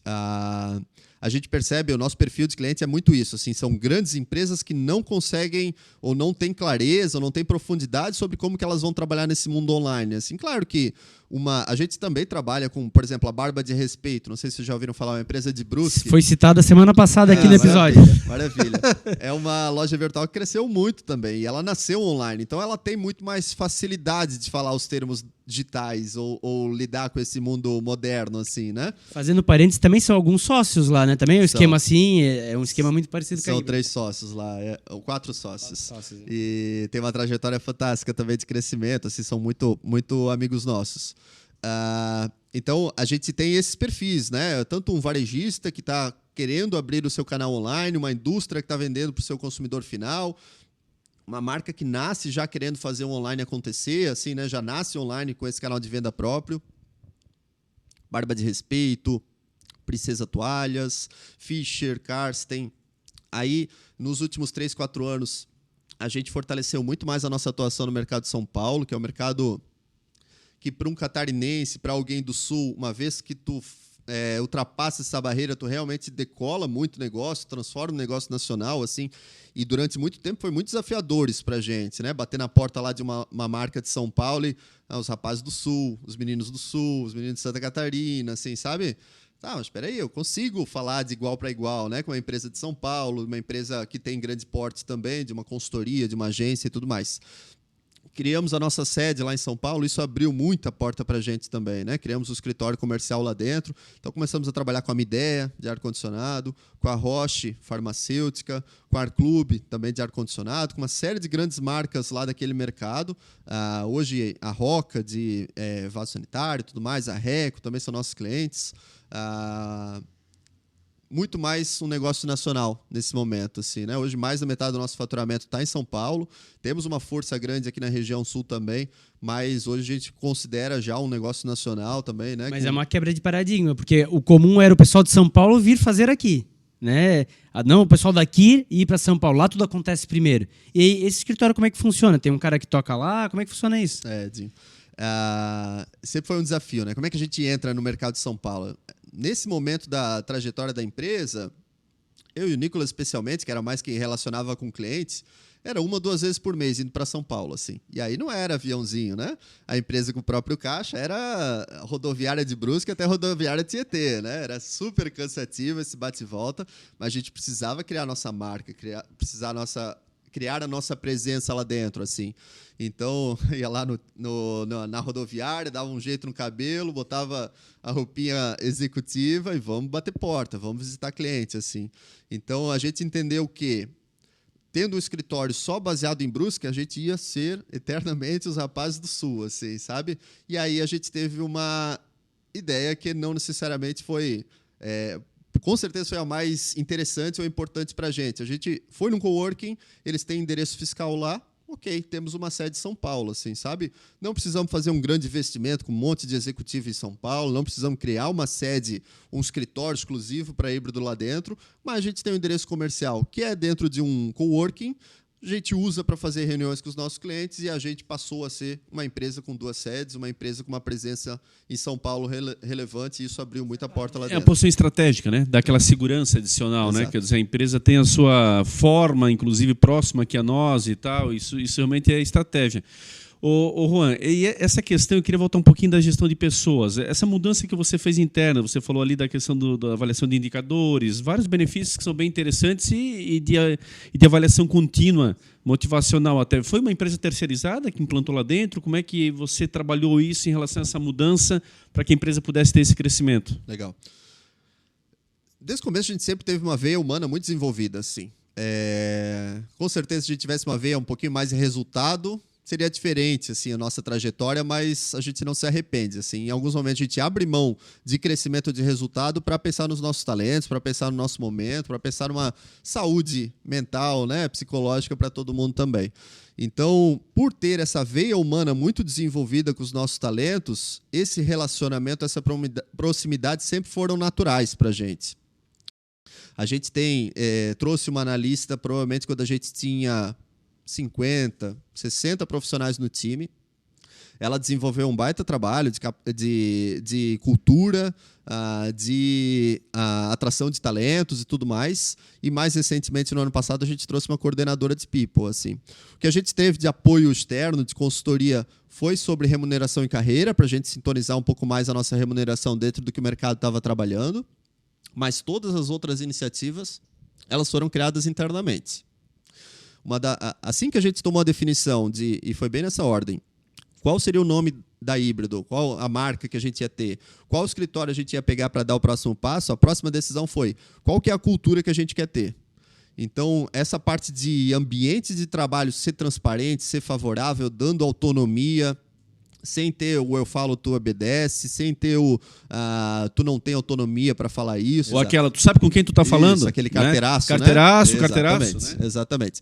Então isso a gente abomina, assim, né? Se alguém chega com uma pegada que eu tô aqui muito mais para ensinar, eu tô aqui muito mais para compartilhar o que eu sei, não para aprender, essa pessoa já começa para trás, assim, né? Então, essa veia cultura da empresa ela foi muito forte e ela fez com que a gente consolidasse esses processos que são importantes para o nosso negócio. Avaliação de desempenho, a gente terminou agora, essa semana. Vamos entrar para um ciclo agora de plano de desenvolvimento individual, de feedback, mas todos os times fazem, se não semanalmente, quinzenalmente, one-on-one. Líder e liderado. Quais são os teus desafios? Como é que tu está se sentindo? Como que eu posso te ajudar? A gente tem uma plataforma hoje que diariamente, aí mais de 70% dos nossos profissionais, eles colocam o humor deles. Hoje eu estou muito feliz, hoje eu estou feliz, hoje eu estou neutro, hoje eu estou triste, hoje eu estou muito triste. Todo dia eles botam lá organicamente, quase como um diário, assim, sabe? A gente não precisa pedir. E aí, claro que quando vem um triste ou muito triste, isso vem um alerta para a liderança. E aí a liderança chega... Ô fulano, tá tudo bem? Tem algo que eu posso te ajudar? Tem alguma coisa que está te incomodando? Então, só um simples comportamento como esse faz toda a diferença para o colaborador. Ele se sente acolhido, ele sente que as pessoas estão preocupadas com ele, de fato estão. Então, Um problema no começo, né? Às vezes pode virar uma bola de neve. Exato, se ninguém escuta o cara. Exato. E aí é isso, né? Se ele fala que está triste para a gente, ele está dando uma oportunidade para a gente contribuir com ele também. Ele está dando uma oportunidade para a gente desenvolver. Então, isso tanto com o colaborador, é o mesmo sentimento, é o mesmo jeito que a gente trata cliente, assim, né? Se ele está frustrado, a gente chega perto, a gente se aproxima, a gente monta plano de ação, a gente faz avaliação junto, assim. Então, para a gente, esse cliente e colaborador, eles têm o mesmo peso, eles têm a mesma importância para a gente estar trabalhando sempre e desenvolvendo o negócio. Eu queria te perguntar sobre a pandemia, né? A gente teve aqui vários convidados, onde vários tiveram dificuldades, outros tiveram oportunidades, aproveitaram, né? Tava aqui a Taline, da Vida Natural, que percebeu que as pessoas em casa queriam cuidar mais da saúde e começaram a consumir produtos naturais. Já teve outros, como já o meio do Madrugadão, que fechou as lojas e teve dificuldade. Como é que foi para Híbrido, a pandemia, né, que o e-commerce explodiu, e a questão do home office, né, que eu sei que hoje a Híbrido trabalha com essa modalidade. Como é que foi botar essa cultura? Né? A gente vem aqui de um berço de empresas familiares tradicionais que tem que estar dentro do escritório, bater cartão. Isso é uma quebra de paradigma, né? Conta um pouquinho para nós sobre isso. Sim. Primeiro, o susto da pandemia apavorante para todo mundo, assim, né? A questão da saúde, a questão da segurança. Eu lembro que era dia 10 de março, por aí, antes de estourar a pandemia no país inteiro. Eu estava num evento em Belo Horizonte, aí depois eu tive um evento em Florianópolis na mesma semana, assim. E aí, quando eu passei em aeroporto e vi todas as pessoas de máscara, eu fiquei apavorado, assim. Gente, o que está acontecendo aqui, né? E aí, naquele final de semana mesmo, a gente falou, pessoal, segunda-feira ninguém precisa voltar para o trabalho, assim, né? Presencialmente. Vocês ficam de casa e vamos ver como a coisa anda. A gente, em tecnologia, já recebe muito mais a informação também, né? Do que grande grupo internacional está falando de fundo de investimento, que empresas de tecnologia estão fazendo. Elas geralmente são as inovadoras nesse aspecto. Então, o nosso negócio também, por ser de tecnologia, muito mais fácil do que outros negócios que precisaram fechar a operação, assim, né? Então, levamos todo mundo para casa, cada um tocou seu dia a dia lá. A gente já tinha muita ferramenta que fazia o nosso trabalho acontecer online. Não tinha ferramenta de chat interno, tinha ferramenta de produtividade de gestão de tarefa que a gente rodava. Já tinha horário flexível. As pessoas, em algum momento, poderiam fazer home office já um dia ou outro da semana. Então, o choque cultural ele não foi tão grande. Claro que, como negócio com caixa próprio, a gente ficou super receoso no primeiro, no segundo mês. Assim, peraí. Será que todos os clientes vão cancelar contrato? Será que eles vão conseguir manter as obrigações? A gente tem 70, 80, 100 pessoas aqui dentro do time que a gente tem que sustentar, assim, né? Então veio aquele susto inicial, mas a gente entendeu o comportamento, que o comportamento para e-commerce ele foi muito favorável, né? E-commerce foi a saída para todas as empresas manterem as suas operações funcionando. Então o e-commerce bombou muito no primeiro ano ali da pandemia, os clientes fizeram recorde de faturamento. E o time todo correndo, né? Vamos ajudar eles a crescer, vamos ajudar eles a entregar, vamos ajudar eles a chegar em mais gente, que a gente sabe que aquilo estava sendo um escape importante para o negócio deles. Tem funcionado muito, a gente continua em modelo remoto, o time se sente confortável, a produtividade aumenta, a gente tem acesso a profissionais que até então a gente não tinha. Hoje tem profissional em Fortaleza, profissional em Manaus, profissional no Rio Grande do Sul, profissional no Rio de Janeiro, São Paulo, Minas Gerais, enfim, talentos super qualificados que No Brasil inteiro. No Brasil inteiro. Facilita a busca, né? Não tem mais o regionalismo, né? Exatamente. Essa Então, presença. a gente conseguiu acesso a talentos que antes a gente não chegava, assim, né? Então isso foi uma vantagem fantástica para o nosso negócio. É claro que existe sempre o equilíbrio, né? Em alguns momentos a gente perde um pouco da proximidade, a gente fica muito profissional no dia a dia, eu falo muito mais com o meu time, eu não tenho conversa de café, conversa de corredor, eu não vou para o happy hour com colegas que eu não conheço, assim, então algumas coisas se perdem, outras se ganham. E aí a gente sempre está buscando equilibrar esse perde e ganha para que a experiência dele seja Mas sempre é um modelo boa. que veio a princípio para ficar com essa questão do home office, ter profissionais à distância. A Híbrido está feliz com esse modelo. Sim, com certeza. Especialmente na equipe de desenvolvimento, a gente não tem mão de obra na região para suprir a nossa necessidade, assim, né? Então, para a gente ter acesso a talentos especializados na nossa tecnologia, é fundamental que a gente trabalhe de uma forma remota. E remoto não só no Brasil. A gente está até olhando candidatos de outras regiões aqui, né? Aqui da América Latina. É possível que no futuro a gente equilibre um pouco com o modelo híbrido também. 2, 3 dias na semana no escritório, para colegas que estão aqui na nossa redondeza, podem fazer sentido, né? Mas não é uma urgência isso. Me chamou a atenção que até o comercial tem pessoas home office, no Gabriel e no Rio Grande do Sul, inclusive. Né? Exatamente. O Gabriel do Rio Grande do Sul está fazendo baita trabalho com a gente, assim, né? Mas é isso, para a gente manter o link cultural, o Gabriel já veio 3, 4 vezes para Brusque, assim, né? Para conhecer o dia a dia, conhecer as pessoas, conhecer a liderança, saber vender com profundidade, porque a gente não está vendendo só serviço, a gente está vendendo um sonho para o cliente também de crescer o faturamento do negócio dele, de ser mais inovador, e aí ele precisa vender também quem a gente é na essência, ele precisa conhecer isso com mais profundidade.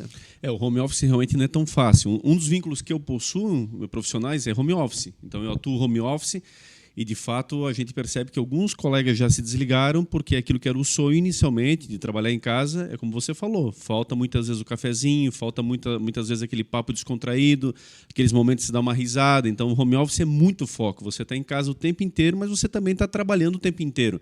Né? A descontração não é a mesma coisa, é diferente. Então, nem todo profissional ele suporta essa carga.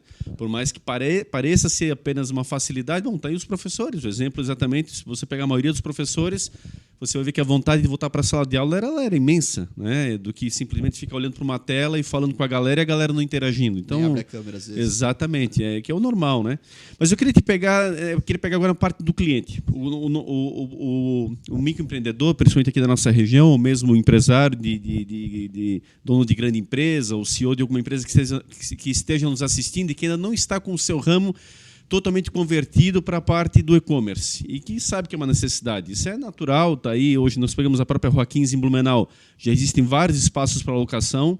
Uma rua que, se você pegar 15 anos atrás, não precisamos ir mais longe do que isso, era disputadíssima ainda o metro quadrado, era difícil você achar um espaço. Isso vai demonstrando que, em contrapartida, o e-commerce só sobe, vai em frente e é algo que realmente não volta mais atrás. Mas, enfim, eu botar minha empresa no ar, vou lá, peço para criar um domínio, estou ali simplesmente com um garoto que está fazendo para mim ali na empresa, ele sabe fazer sites, ou eu contrato um freelancer pura e simplesmente. Bom, estou lá agora, www.minhaloja.com.br. É isso, só precisa disso. Por que não dá certo? Por que com alguns dá certo e outros... Eu sei que a pergunta ela é bem abrangente, mas que você, em rápidas palavras, pudesse colocar para as pessoas... Por que alguns não dão certo? Por que a coisa não vinga? Pô, mas realmente eu sou muito bom aqui fisicamente. Como é que na minha marca online não está vingando, não está funcionando? É um outro garoto que eu tenho que contratar? É um outro freelancer que tem que fazer um serviço melhor para mim? Pô, eu estou na internet. Por que não estou me achando? E aí? dar um rápido esboço dessa questão, que ela é muito contraditória e muita gente acaba entrando erradamente e acaba se frustrando numa coisa que você vê que todo mundo está se dando bem. Mas por que eu não consigo? Perfeito.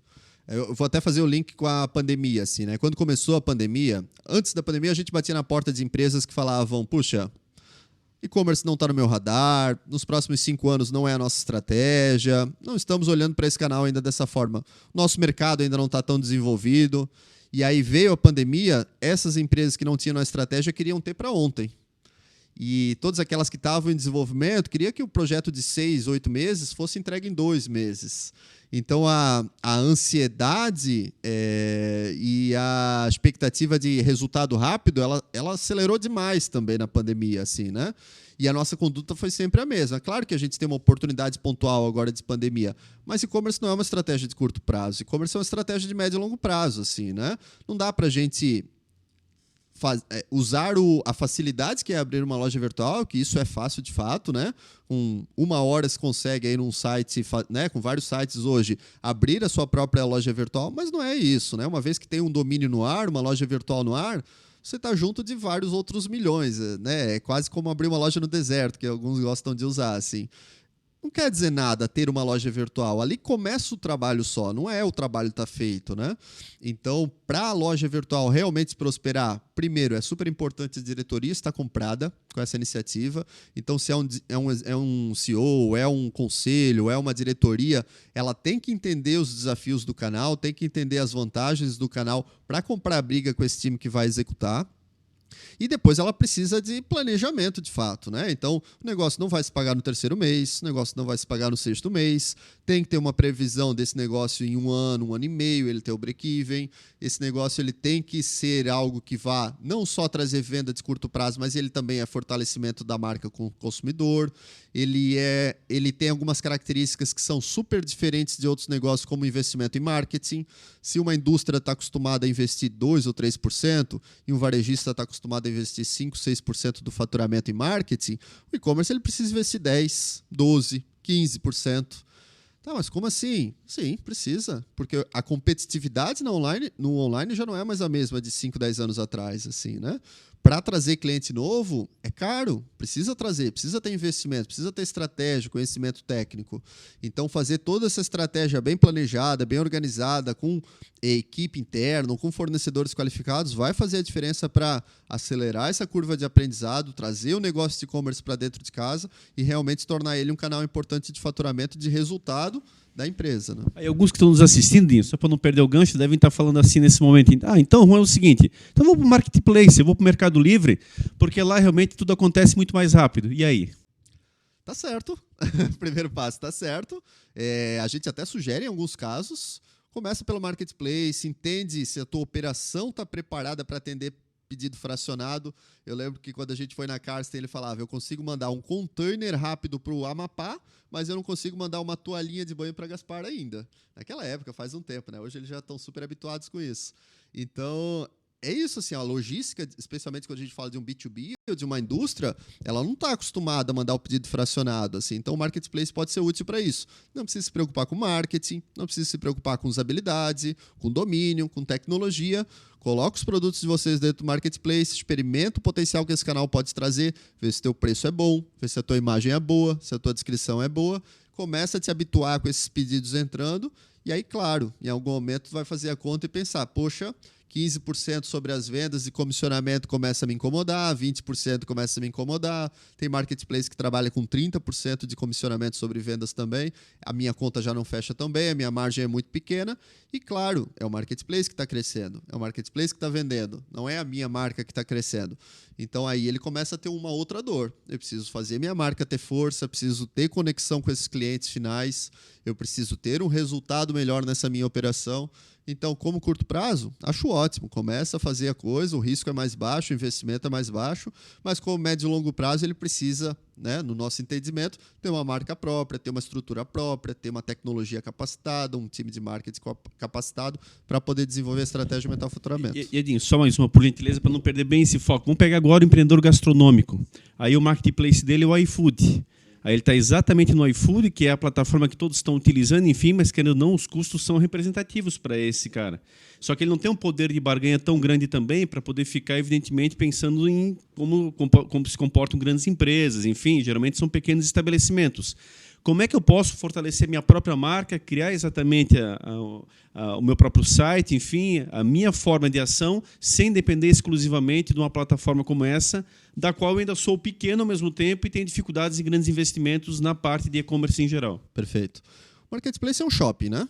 Tem um custo para estar no shopping, mas o shopping te traz o tráfego, as pessoas andando, te traz o volume que tu precisa para largar. Mas, assim como no e-commerce, o restaurante, o gastronômico, né, ele precisa que as pessoas se identifiquem com a marca, ele precisa ser lembrado. Quando eu estou pensando no hambúrguer, tem que vir uma marca na minha cabeça e tomara que seja a marca dele. Quando eu penso no sushi, quando eu penso em outra categoria de produto, tem que ser a marca dele. Pelo ambiente, pelo relacionamento, pelo preço, pela qualidade do produto. Então, o marketing digital pode ajudar muito nisso. Fazer mídias sociais fortes, impulsionar postagem, fazer anúncio qualificado para isso. Relacionamento tem que ser bom, usar o WhatsApp de uma forma mais estratégica, trazer algum chatbot, uma resposta rápida, fazer um lembrete de push notification.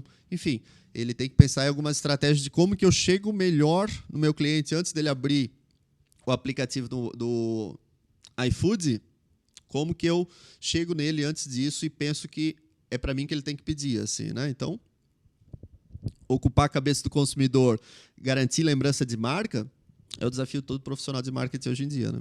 Muito bom. Na verdade, eu queria fazer o gancho antes, que todo profissional de e-commerce, ele fala muito isso, que o marketplace ele é muito importante, mas ele é um terreno alugado. E você não deve construir sua casa num terreno alugado. Então, de fato, a construção da sua marca, do seu website, da sua loja própria, ela tem que existir, porque o marketplace pode mudar a regra do jogo e você fica sem faturamento. Tem vários cases no Brasil, e aí, quando o marketplace começou a bombar, de depender 80%, 90% do seu faturamento do marketplace, e aí o marketplace mudou a regra, você ficou sem faturamento. Então, terreno alugado serve, mas ele não pode ser construído a casa. E até de suspender a empresa, inclusive, por quaisquer Sim, motivos, perfeito, enfim, tirá-la do ar, perfeito. é o que acontece. E a gente tem muito caso aí, na verdade, tem caso de mudar comissão, de mudar a regra do negócio, mudar a regra do jogo, de o marketplace começar a vender aquele produto por meio do seu full commerce, e aí ele deixar seu anúncio um pouco mais de lado. Tem várias estratégias aí que corroboram com essa ideia, de fato, de você ter a sua loja própria. Com relação à Rua 15 de Novembro, Mazinho, se você passar qualquer horário do dia, você vê um carro do Mercado Livre. Qualquer horário do dia. Então, nós temos ali pelo menos 3 a 4 lojas que faturam 100 mil reais no varejo físico e já faturam 500, 600, 700 mil reais no e-commerce. A chave mudou. Essas lojas, elas ainda têm o ponto físico, pela questão que tem os clientes que estão indo, mas elas faturam 5, 6, 7 vezes mais pelo digital. Porque, lógico, o digital você tem o Brasil inteiro. Você tem aí, né, lógico, uma competição muito mais acirrada, como o Juan comentou, mas você tem um público muito maior. Né? E aí, com a escassez de tempo, com pandemia e com etc., aí tem boutiques que faturam 5, 6 vezes mais hoje na internet. E aí, quando você vê isso, você vê que, de fato, o e-commerce ele é uma loja física com uma parede na frente. E aí, para quebrar essa parede, como faz? Aí vem o marketing digital. Então, eu queria pegar esse gancho, Juan, que eu acho que é o grande dificultador dos projetos. Às vezes, você tem uma boa ideia, você tem um bom produto, né? Essa loja na Rua 15 já vende bem, ou em qualquer lugar, lá em Brusque, enfim, mas ela tem uma boa... que talvez na internet ninguém tenha aquele produto, mas ninguém chega na loja do cara. E aí, por isso que o marketplace começa a ser atrativo. Porque o marketplace tem o tráfego, ele tem lá essa questão. Porém, não é tão rentável como você mesmo comentou em muitas situações. Como é que faz para esse cara que está com a plataforma correta, faz o push notification, tem o chatbot, atende fracionado, como é que ele faz para a loja ser achada? Legal, Edinho. Só pegando um pouquinho o gancho no começo da tua fala de marketplace. Ainda no Brasil, a gente tem um cenário muito favorável a fazer a loja virtual própria. Quando a gente pensa em Estados Unidos e Europa, ou você está na Amazon ou você não está em lugar nenhum, assim, né? Eles quase desconsideram a presença da loja própria porque o consumidor nessas regiões, ele não pensa em Google para procurar produto, ele pensa na Amazon. O primeiro buscador de e-commerce lá é a própria Amazon. A Amazon ainda não está tão forte no Brasil como é em outros países, né? A gente tem muito forte ainda a questão da loja virtual própria, por mais que Mercado Livre, Americanas, Ponto Frio, Via, enfim, estão fazendo excelente trabalho também no marketplace deles. Então, e tem um vilãozinho aí que às vezes passa despercebido, que é o terreno alugado também. A gente vê muita marca que às vezes investe 20%, 30% do faturamento em Google e Facebook. 40%, 50% do faturamento. É outro vilão também. Uma vez que tu tira esse investimento do Google e do Facebook, a tua loja para, né? Ela não para de pé, assim. Então, ele é um ponto de atenção que tem que ficar claro. Não adianta a gente pensar em loja virtual, mas torrar todo o faturamento em mídia online como estratégia, né? Porque daí a gente está se enganando também e não está olhando para o resultado que é tão importante. E a gente gerencia investimento em Google e Facebook, né? Então, mesmo assim, eu já faço esse alerta, porque não adianta só fazer boom de faturamento. No fundo, tem que fechar a última linha lá com resultado positivo, assim, né? Com relação ao marketing digital, tem uma diferença, e aí eu acho que dá para classificar um pouquinho, não em vertical de produto, claro, todo mercado tem alguma peculiaridade, assim, né? Mas pensando em marketing digital, depende muito do tipo de produto que esse lojista está vendendo. Se é um lojista que está olhando para um produto que é commodity, que é um produto que ele se encontra na prateleira, que é um produto que está no marketplace, que tem concorrentes que fazem, esse cliente ele pode trabalhar mais forte com o Google, ele pode trabalhar mais forte com apresentar realmente dentro desses principais competidores a estratégia dele. E-mail marketing, busca orgânica, ele vai brigar para concorrer. Mas aí quando a gente fala de um produto que ele é novo, que ele tem uma característica nova, como por exemplo a barba de respeito, não tinha até então um conceito de crescimento de barba, do balme, né? O mercado estava se desenvolvendo ainda do cosmético masculino, assim, né? O que eles fizeram que foi extremamente assertivo? Eu preciso me conectar como marca com esse consumidor. Eu preciso fazer as mídias sociais falarem a língua dele. Eu preciso que ele entenda profundamente os diferenciais do meu produto, que ele veja vídeo, que ele veja a descrição, que ele veja antes e depois. Então, todo esse contexto de fortalecimento de marca, para eles foi fundamental para criar um mercado novo, diferente daqueles mercados que já existem, então, de alguma forma, naquele mar vermelho, naquele oceano vermelho, né, de competitividade. Então, entender o momento da marca, o momento do produto e o momento do mercado vai fazer super a diferença para poder escolher a estratégia de marketing digital que é mais assertiva.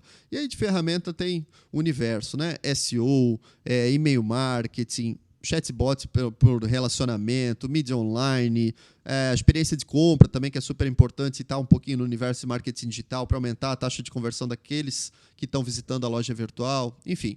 Mas essas ferramentas elas têm que ser complementares a uma estratégia clara de mercado, que aí a atuação comercial de fato, assim, né? Aí é o negócio do cliente, que ele tem que ter clareza, que ele tem que ter o direcionamento de como que a gente vai explorar o mercado. Juan, todos que têm o seu negócio hoje precisam estar no e-commerce, precisam estar vendendo online? A gente está percebendo o momento que muitas marcas ainda estão entrando no mercado. E é natural, assim, né? A gente vê que tem espaço para muita gente entrar no mercado. Hoje a gente ainda fala de e-commerce e pensa em B2C, né? Pensa em marca vendendo para o consumidor final. O mercado B2B no e-commerce é um mercado absolutamente fantástico e inexplorado. Assim, a gente entende que o mercado B2B, né, da venda de empresa para empresa, ela pode crescer muito. Assim. Então, claro, usando os canais que já tem hoje, os representantes que estão aí rodando, mas quantas empresas que não compram há mais de 6 meses dessa indústria, desse fabricante, desse grande negócio? Quantas que talvez estão numa cidade muito pequena que o representante não visita e poderiam comprar mais? Então, eu acho que é essa oportunidade que pode ser desenvolvida, porque aquele empreendedor, aquele pequeno empreendedor de B2B que compra dessa indústria, ele é um consumidor online no B2C. Ele tem essa expectativa de experiência de compra. Ele quer fazer o pedido na hora que ele pensa, depois que ele fechou o caixa, à noite, no final de semana, conversando com a esposa, enfim. Então, dar essa experiência de compra também para o universo B2B, eu acho que é um mercado que pode ser muito explorado, mas respondendo mais a tua pergunta, produtos de manufatura, produtos que não são acabados, eles são mais desafiadores, eles vão trabalhar mais no universo B2B mesmo, assim, né? Mas pensando em B2C, eu não conheço um segmento hoje que não possa ser aproveitado do e-commerce, assim, né? Então, com certeza tem muito espaço para trabalhar. É uma dica fantástica. Antes de passar para a Sheila fazer a pergunta, mas evito falar aqui no podcast, mas acho que faz todo sentido. um dos grandes cases que eu tenho aí na minha carreira é o B2B. E o nosso B2B, na época, o que a gente pensou na empresa que eu trabalho? No consumidor. Porque toda empresa é um consumidor por trás. E aí nós fomos o primeiro a fazer um e-commerce para lojista. Então, um e-commerce mesmo, não era um software de digitação de pedido, era um e-commerce. Meio que no facão, fizemos dentro de casa, não tinha agência, não tinha nada. E deu muito certo, porque o consumidor ele não estava acostumado a entrar num e-commerce e comprar para si. Então, ele começou a entrar no B2B e comprar para sua loja. E deu muito certo, tanto é que hoje existem muitos especialistas de plataforma que se basearam na nossa plataforma para vender o seu software de B2B, que até então era de digitação de pedido. E aí a gente veio essa visão e, de fato, deu muito certo. E hoje tem muitas aí que, de fato, fazem, mas tem muita indústria que ainda não acordou para isso. E, de fato, o Brasil tem 5.800 cidades. O representante, ele foca naquelas principais. E aí a pequenininha não acha produto para vender. E ela também tem loja. E aí é o grande diferencial. Independente do segmento, acaba sendo um grande diferencial. Sem dúvida, mas aí, pegando até a analogia dele ser de Brusque, e tu usasse uma palavra muito interessante, tu classificasse isso tudo como um shopping. E o que o Edinho está falando é o shopping atacadista, que é o que faz a diferenciação de Brusque para o Brasil, inclusive. Quando muita gente passa na frente, olha, mas o que é isso ali? É um shopping atacadista, não é um shopping para consumidor em geral. E eles criaram isso aí da forma online. Então, tá aí. Exatamente, são esses os cases de sucesso, né? Legal, o assunto até encaminhou assim, para a pergunta que a gente separou da nossa audiência, né? A gente botou lá na caixinha no nosso Instagram, que é o No Topo Oficial. E a pergunta do Roberto Hermes, que é amigo nosso, trabalha aí conosco, trabalhou comigo, trabalha com o Edmar hoje e está sempre ouvindo. Ele mandou uma pergunta que vem de encontro a tudo que está sendo falado nessa segunda parte aí do programa. A pergunta do Roberto é a seguinte: é possível um e-commerce faturar 1 milhão mês em menos de um ano de existência? E qual o investimento para isso? Bem audacioso, Roberto. Possível 1 milhão de investimento por mês? Sempre é possível, dependendo do capital, assim, né? Dependendo do investimento que esse cliente vai fazer em mídia. Claro, pensando num produto, como a gente falou, de commodity, né? Se eu preciso desenvolver uma marca, desenvolver um produto novo, lançar um produto novo no mercado, aí precisa mais estudo, assim, precisa mais detalhamento. Mas o que eu acho importante, tem uma série de ferramentas online que ajudam a diminuir o risco, né? Então a gente entende quem são os concorrentes, como é que eles estão trabalhando hoje, qual o volume de pedidos que eles estão tendo, quanto eles estão investindo em mídia. A gente consegue fazer esse tipo de análise. Como é que está esse mercado? É um mercado que as tendências de busca estão crescendo ou estão diminuindo? Quais as oportunidades de novos produtos que existem nesse universo, nesse segmento, assim, né? Qual que é o total de investimento que eu tenho que ter para comprar ou para dar cobertura sobre todo esse volume de buscas? Então, são perguntas e são respostas que a gente começa a ter para fomentar um pouquinho da nossa estratégia, assim, né? Para saber se 1 milhão é ambicioso demais ou é pé no chão demais, que pode acontecer também. Então, eu entendo a expectativa, mas aí depende. Depende também um pouquinho da ambição, de por que 1 milhão, assim, né? Ele está procurando volume ou ele está procurando resultado? Então, tudo isso tem que entender na estratégia de médio e longo prazo também, porque não é um mês que vai ser bem sucedido ou mal sucedido. É lá no final do ano, lá no final do biênio, enfim. Né? Eu ia dizer só, complementar isso em relação ao Roberto, eu acho o Brasil um pouco engraçado isso. Nós temos muito essa cultura do 1 milhão. É uma coisa impressionante, assim, você pode ver que reality shows, enfim, tudo é na base do 1 milhão. Isso mexe muito com a imaginação das pessoas, né? Como chegar no primeiro 1 milhão, vende-se muita matéria em cima disso, inclusive, os novos milionários. É impressionante, é um número-chave, assim, ele é uma coisa que chama atenção e, evidente, é uma questão muito variável, né? Você tem muitas variantes para compor uma questão como essa, mas não tirando o mérito da pergunta, mas tu fosse respondendo, eu fui lembrando de algumas situações assim, de várias propostas, das quais a chave é essa, é como atingir o seu 1 milhão, né? De alguma forma ou outra.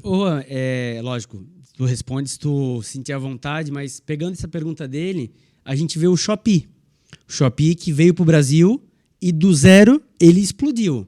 Lógico, com muita mídia na televisão, etc. Mas aqui nos bastidores, escutei, a gente depois vai comentar, as meninas estão aqui, só falavam de Shopee. Então, assim, você vê na rua, o pessoal, assim, do nada ele explodiu. Conta um pouquinho o que vocês veem, você que é um especialista da área, como é que você vê essa entrada do Shopee, essa estratégia que eles usaram e o que assim, dá para todo mundo repetir, que agora todo mundo quer ser o Shopee, conta um pouquinho sobre isso. Perfeito. O Shopee fez uma trajetória que a Shein estava fazendo até pouquinho tempo atrás, que o Alibaba fez um pouquinho antes, assim, né? Então, todas as marcas que vêm da China e veem um potencial fantástico de consumo no Brasil, que de fato é. Hoje, a América Latina e o Brasil são uma das regiões que mais cresce no mundo, e em penetração de e-commerce é as que têm mais espaço, que estão mais no começo da jornada ainda. ainda, assim, sabe? Então, quando um gringo olha um relatório, pensa na atuação global dele, com certeza Brasil e América Latina vão estar no radar. E aí ele pensa, preciso dedicar energia lá. O que chama muito a atenção é a capacidade logística que essas empresas têm. Né? Porque no Brasil a gente tem lojistas que demoram 10, 15, 20, 30 dias para fazer uma entrega e às vezes um chinês consegue entregar em 5, em 10 dias, assim, sabe? E frete grátis em produtos de baixo custo, inclusive. Exatamente, produtos de baixo custo. Então, a estratégia de preço barato é a estratégia que fomentou todo o começo do e-commerce. Por que eu compro no e-commerce? Não é por causa da experiência de compra, não é por causa do layout bonito de uma campanha diferente, é porque o preço é mais barato do que no varejo físico.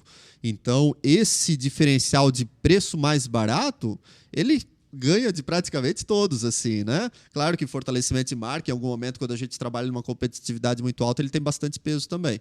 Então, essa atuação cross-border, que a gente chama, né, de além das fronteiras do Brasil, é uma atuação que cresce muito forte nos últimos anos, deve continuar cada vez mais. O Alibaba abriu um escritório no Brasil agora, vai ter o alibaba.com.br, então não é mais o time da China que está trabalhando para o Brasil, eles vão ter um time brasileiro para trabalhar. Eles já trabalham com boleto quase que desde o início, né?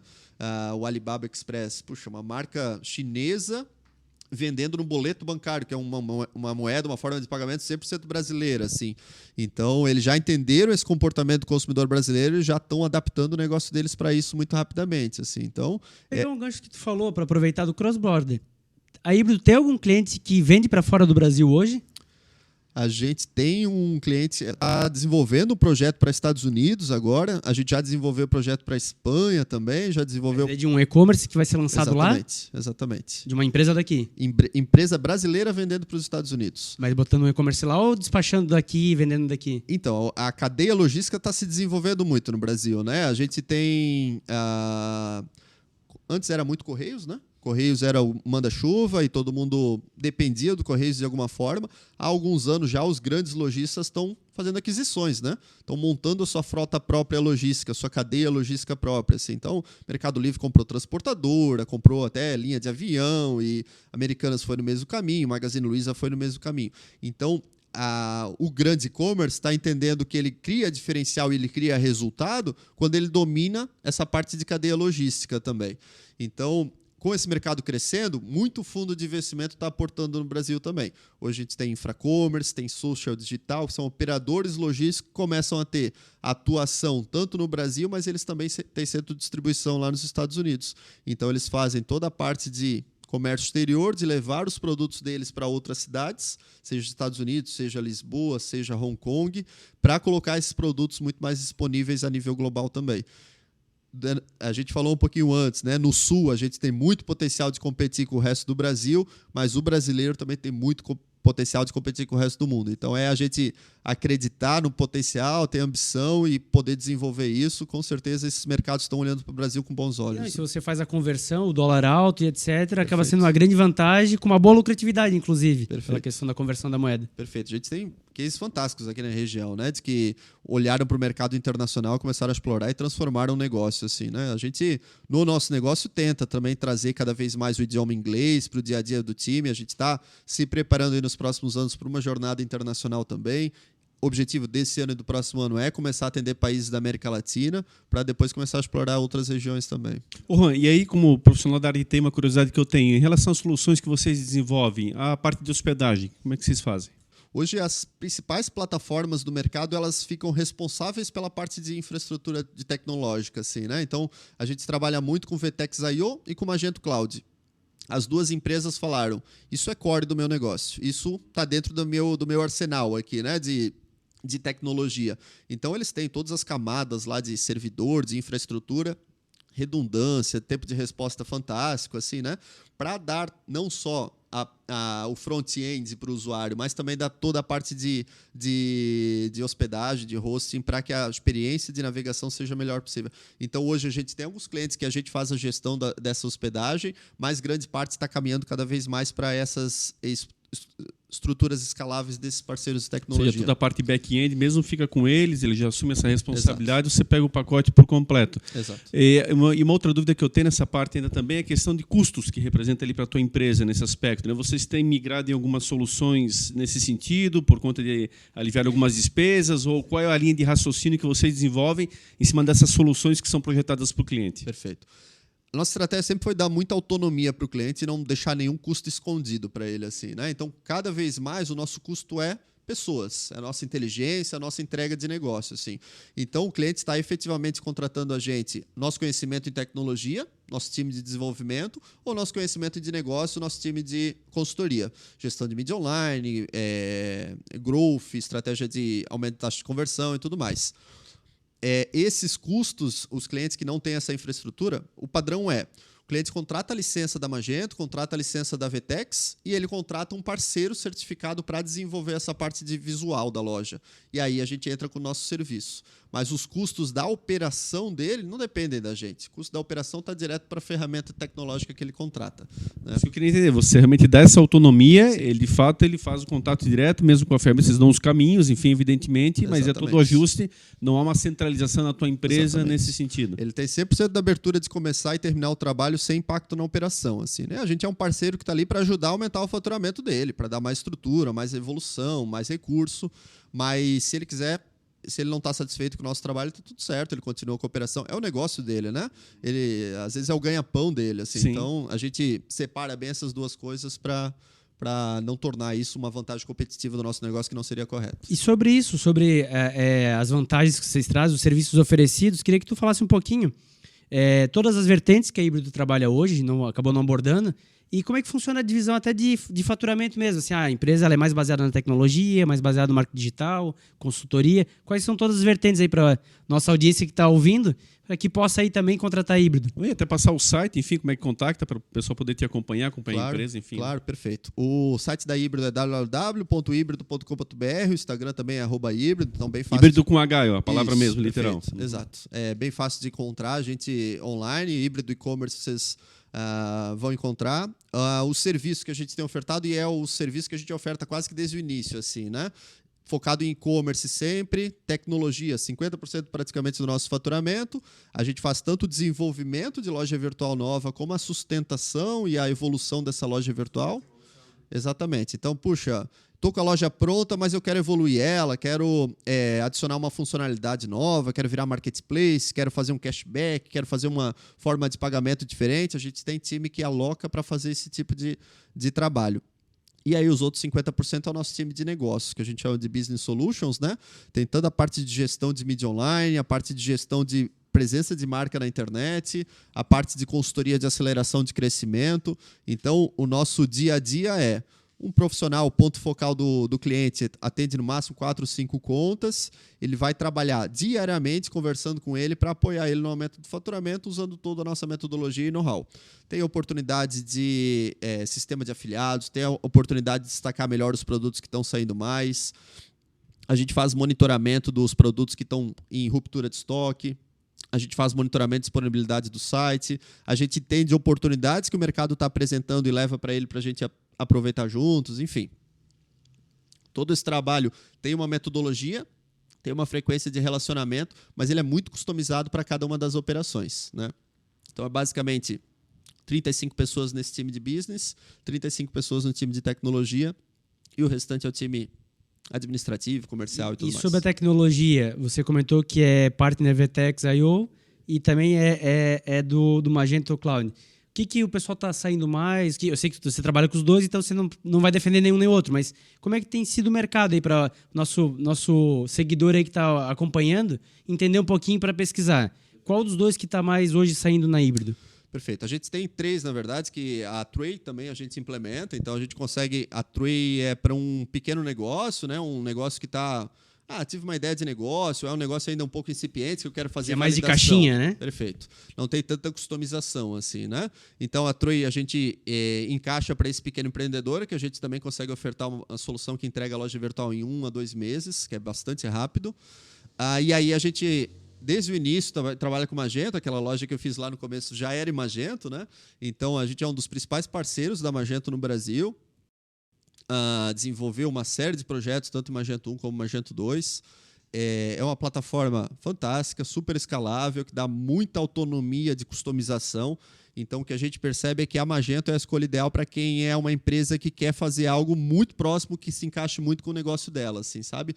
Eu quero realmente uma tecnologia que dê liberdade para eu mudar ela quase que por completo. A regra de negócio da empresa. Perfeito, é isso mesmo. Então, a gente tem um time muito mais robusto em back-end, em configuração de módulo, de funcionalidades, que vai fazer essa adaptação. A gente tem vários projetos B2B, B2C, que dão essa visão integrada, assim, né? E dão robustez também como negócio para ele poder escalar a operação. Já a VTEX a gente começou a desenvolver no ano passado, tem sido uma grata surpresa. A gente tem desenvolvido ótimos projetos dentro, assim, né? Como o Magento, ele é uma tecnologia muito robusta, que exige uma capacidade muito profunda também de desenvolvimento, de back-end especialmente, a gente entendeu que o desenvolvimento em front-end, que é o mais frequente na VTEX, foi facilitado de alguma forma, assim, né? A gente conseguiu desenvolver vários projetos já nessa tecnologia. A VTEX é uma empresa brasileira, né, surgida no Rio de Janeiro, tem crescido para outros países também, tem uma presença muito robusta aqui na nossa região e é uma plataforma que tem funcionado super bem. Chegou a trazer o Barack Obama num evento Perfeito. deles, né? Tão forte que eles são. Perfeito. Boa lembrança, foi isso aí mesmo. Estão tendo um trabalho super legal aqui e estão expandindo para outros países também como negócio brasileiro, né, por essência. Abriram capital recentemente na Bolsa de Nova York também. Então, é uma plataforma que a gente está super feliz, vê várias oportunidades dentro dessa tecnologia. De repente, se eu tenho um negócio um pouco mais tradicional, se eu tenho um negócio que eu quero ter uma estabilidade, o modelo de negócios das duas é um pouco diferente também. A VTEX é SaaS, a VTEX não precisa de um acompanhamento, de uma sustentação tão frequente por um parceiro, ela dá mais autonomia, né? Mas as duas plataformas são líderes de mercado, são super capacitadas, dão uma robustez muito grande para desenvolver a estratégia. Já estamos praticamente aí fechando 2 horas de papo, o papo é bom pra caramba, tá dando uma aula literalmente. Mas eu queria sair um pouquinho do ramo profissional aí, entender um pouco esse lado pessoal. Quem é que está por trás desse cara? Quem é que realmente aguenta essas pontas aí? Quem é que tu te espelha? Essa tua carreira, esse teu êxito, que tu vens aí numa progressão muito interessante. A gente nota nas tuas palavras o profissionalismo, conhecimento, toda a tua praticidade em explanar soluções.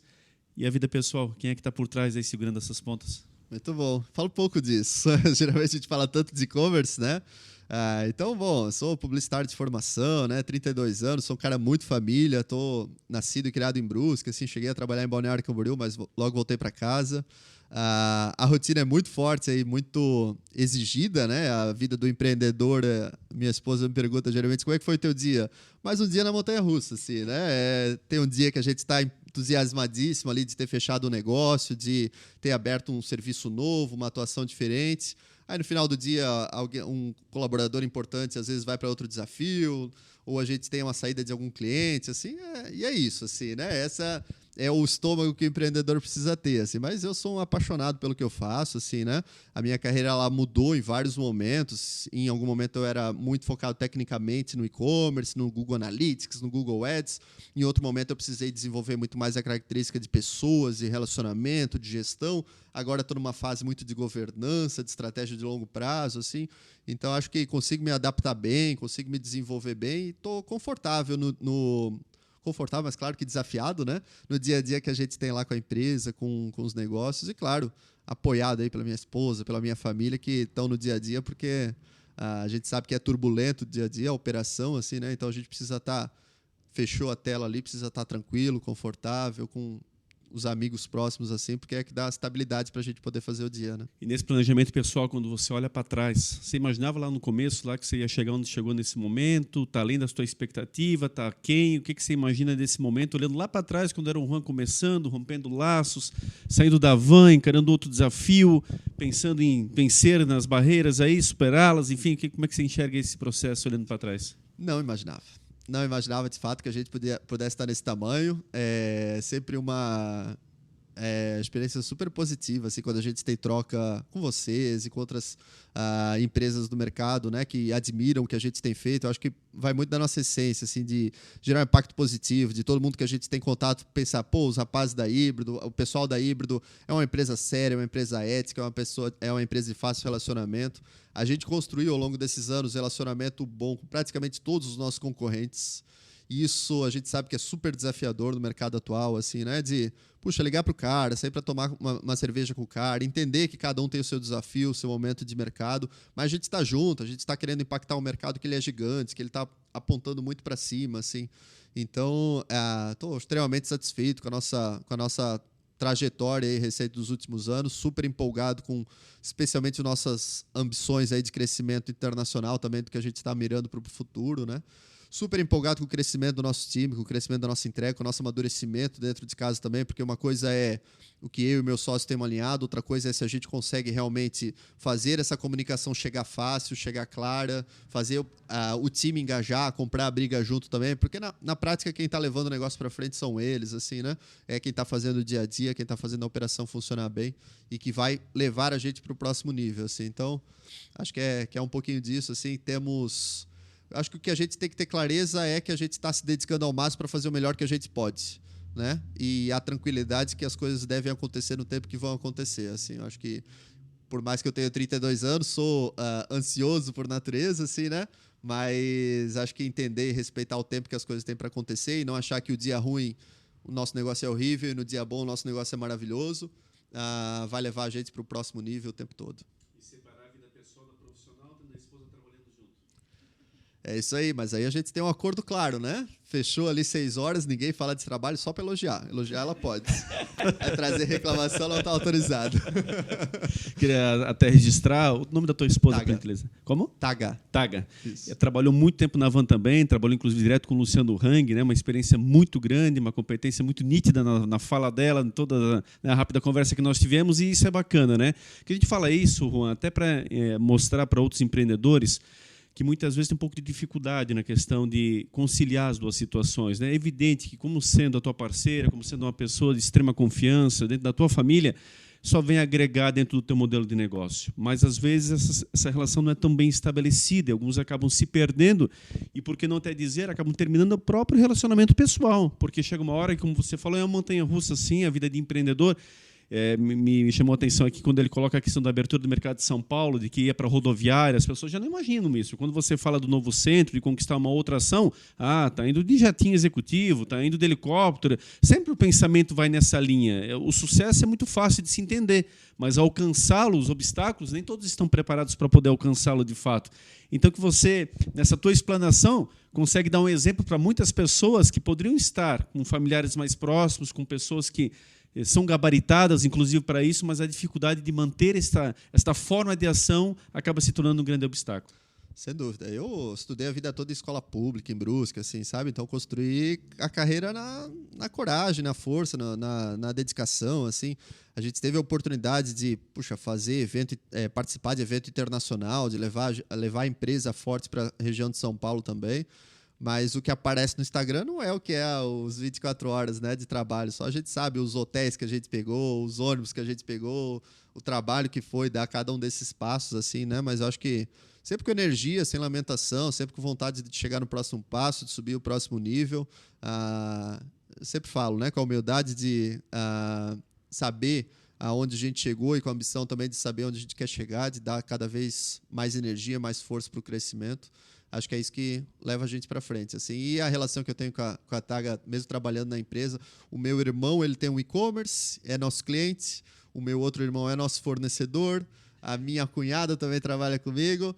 Então, quer dizer, não é uma empresa familiar, longe disso, é uma empresa que busca os melhores talentos o tempo todo e busca fazer o melhor que pode fazer, assim. Então, mas todo mundo está lá por mérito, todo mundo está lá porque entrega, porque está comprometido, porque realmente está fazendo a coisa acontecer, assim. Então, a gente consegue isolar bem essas situações porque, no fundo, está todo mundo querendo profissionalmente estar crescendo e pessoalmente também está num lugar que se sente bem, se sente confortável. E o Juan Pessoa quer chegar onde? Eu tô me desafiando naturalmente muito nessa posição de CEO. Assim, eu acho que ser o porta-voz da empresa é uma responsabilidade gigante, assim, né? Passar por esses momentos que a gente está passando como economia e como desafio de pessoas também. As gerações estão vindo. A gente tem a idade média da empresa é 26 anos, assim. Então a gente tem gente de 18 anos, tem gente de 30 anos, tem gente de 45 anos, assim, né? A gente precisa lidar com todas as expectativas, precisa dar uma resposta satisfatória para todos eles em direcionamento de carreira. Então o Juan está cada vez mais buscando se desafiar para trazer os desafios para dentro de casa, para também buscar o crescimento para o negócio, buscar os nossos próximos passos, as nossas oportunidades de carreira. Eu quero cada vez mais ter acesso ao mercado global, ter acesso a oportunidades de atuação lá em outros negócios e levar a Híbrido para o mundo, assim, né? Então, a minha missão lá, já alinhei isso com a liderança, é antecipar o que a gente tem de visão de 4, 5 anos para uma visão de 1, 2 anos. Assim, quanto mais a gente consegue trazer velocidades para isso, eu acho que mais oportunidades a gente gera para o nosso time, mais desafios a gente gera, mais inspiração também a gente pode gerar para as pessoas ao redor, por que não, né? Uma aula, né, Dinho? É fantástico. Até pegar esse último gancho, o Jalmeida, do Madrugadão, falou isso. Enquanto você não pensa mais em crescer, o seu funcionário não tem mais por que trabalhar com você, porque ele não sabe onde pode chegar. Então, o tempo todo a visão tem que ser mesmo de escalar, de crescer, para oportunizar que todo mundo cresça e a empresa também progrida. Uma aula fantástica, né? O Juan é um parceiro que a gente tem e tinha certeza que seria uma aula como foi. Para você que está nos seguindo, está nos acompanhando, espero que tenha sido aí, de fato, muito proveitoso, que você consiga ter aí de um profissional capacitado, de uma agência que mais cresce em Santa Catarina, aí no último e-commerce Brasil em Santa Catarina, todos os cases de sucesso vinham dessa empresa. Então, de fato, é um profissional que chegou lá e mostra que vai chegar ainda muito mais longe. E aí estão os projetos, né, de internacionalização, de São Paulo, de aí por aí vai. Então, não tem dúvida nenhuma que é mais um talento da nossa terra, da nossa região, que mostrou, que bateu nas portas, que deu a cara a tapa e chegou lá e vai muito longe ainda. Então, agradecer, né, Mazinho? Agradecer, Juan, por aceitar esse convite, compartilhar um pouquinho aí da tua história, compartilhar do teu sucesso e até abrir um pouquinho a tua vida pessoal, né? Porque, como tu comentou, é muito raro falar disso, muito focado aí no crescimento, no trabalho, e deixar o microfone para tuas considerações finais, teu recado final aí para essa nossa audiência. Maravilha, gente. Prazerzaço aí. Obrigado pelo convite, Edinho. 2 horas que voaram aí, né? Dá pra gente falar muito mais. É um assunto que eu adoro falar. Fico super confortável, entusiasmado de falar também. A gente tem sorte em algum momento também de estar no mercado que gera tanto interesse, gera tanto crescimento, assim, né? Então, acho que desde o começo a nossa atuação tem sido muito, cara, vamos compartilhar tudo que a gente sabe, assim, né? Vamos falar tudo que a gente sabe, o que a gente acertou, o que a gente errou.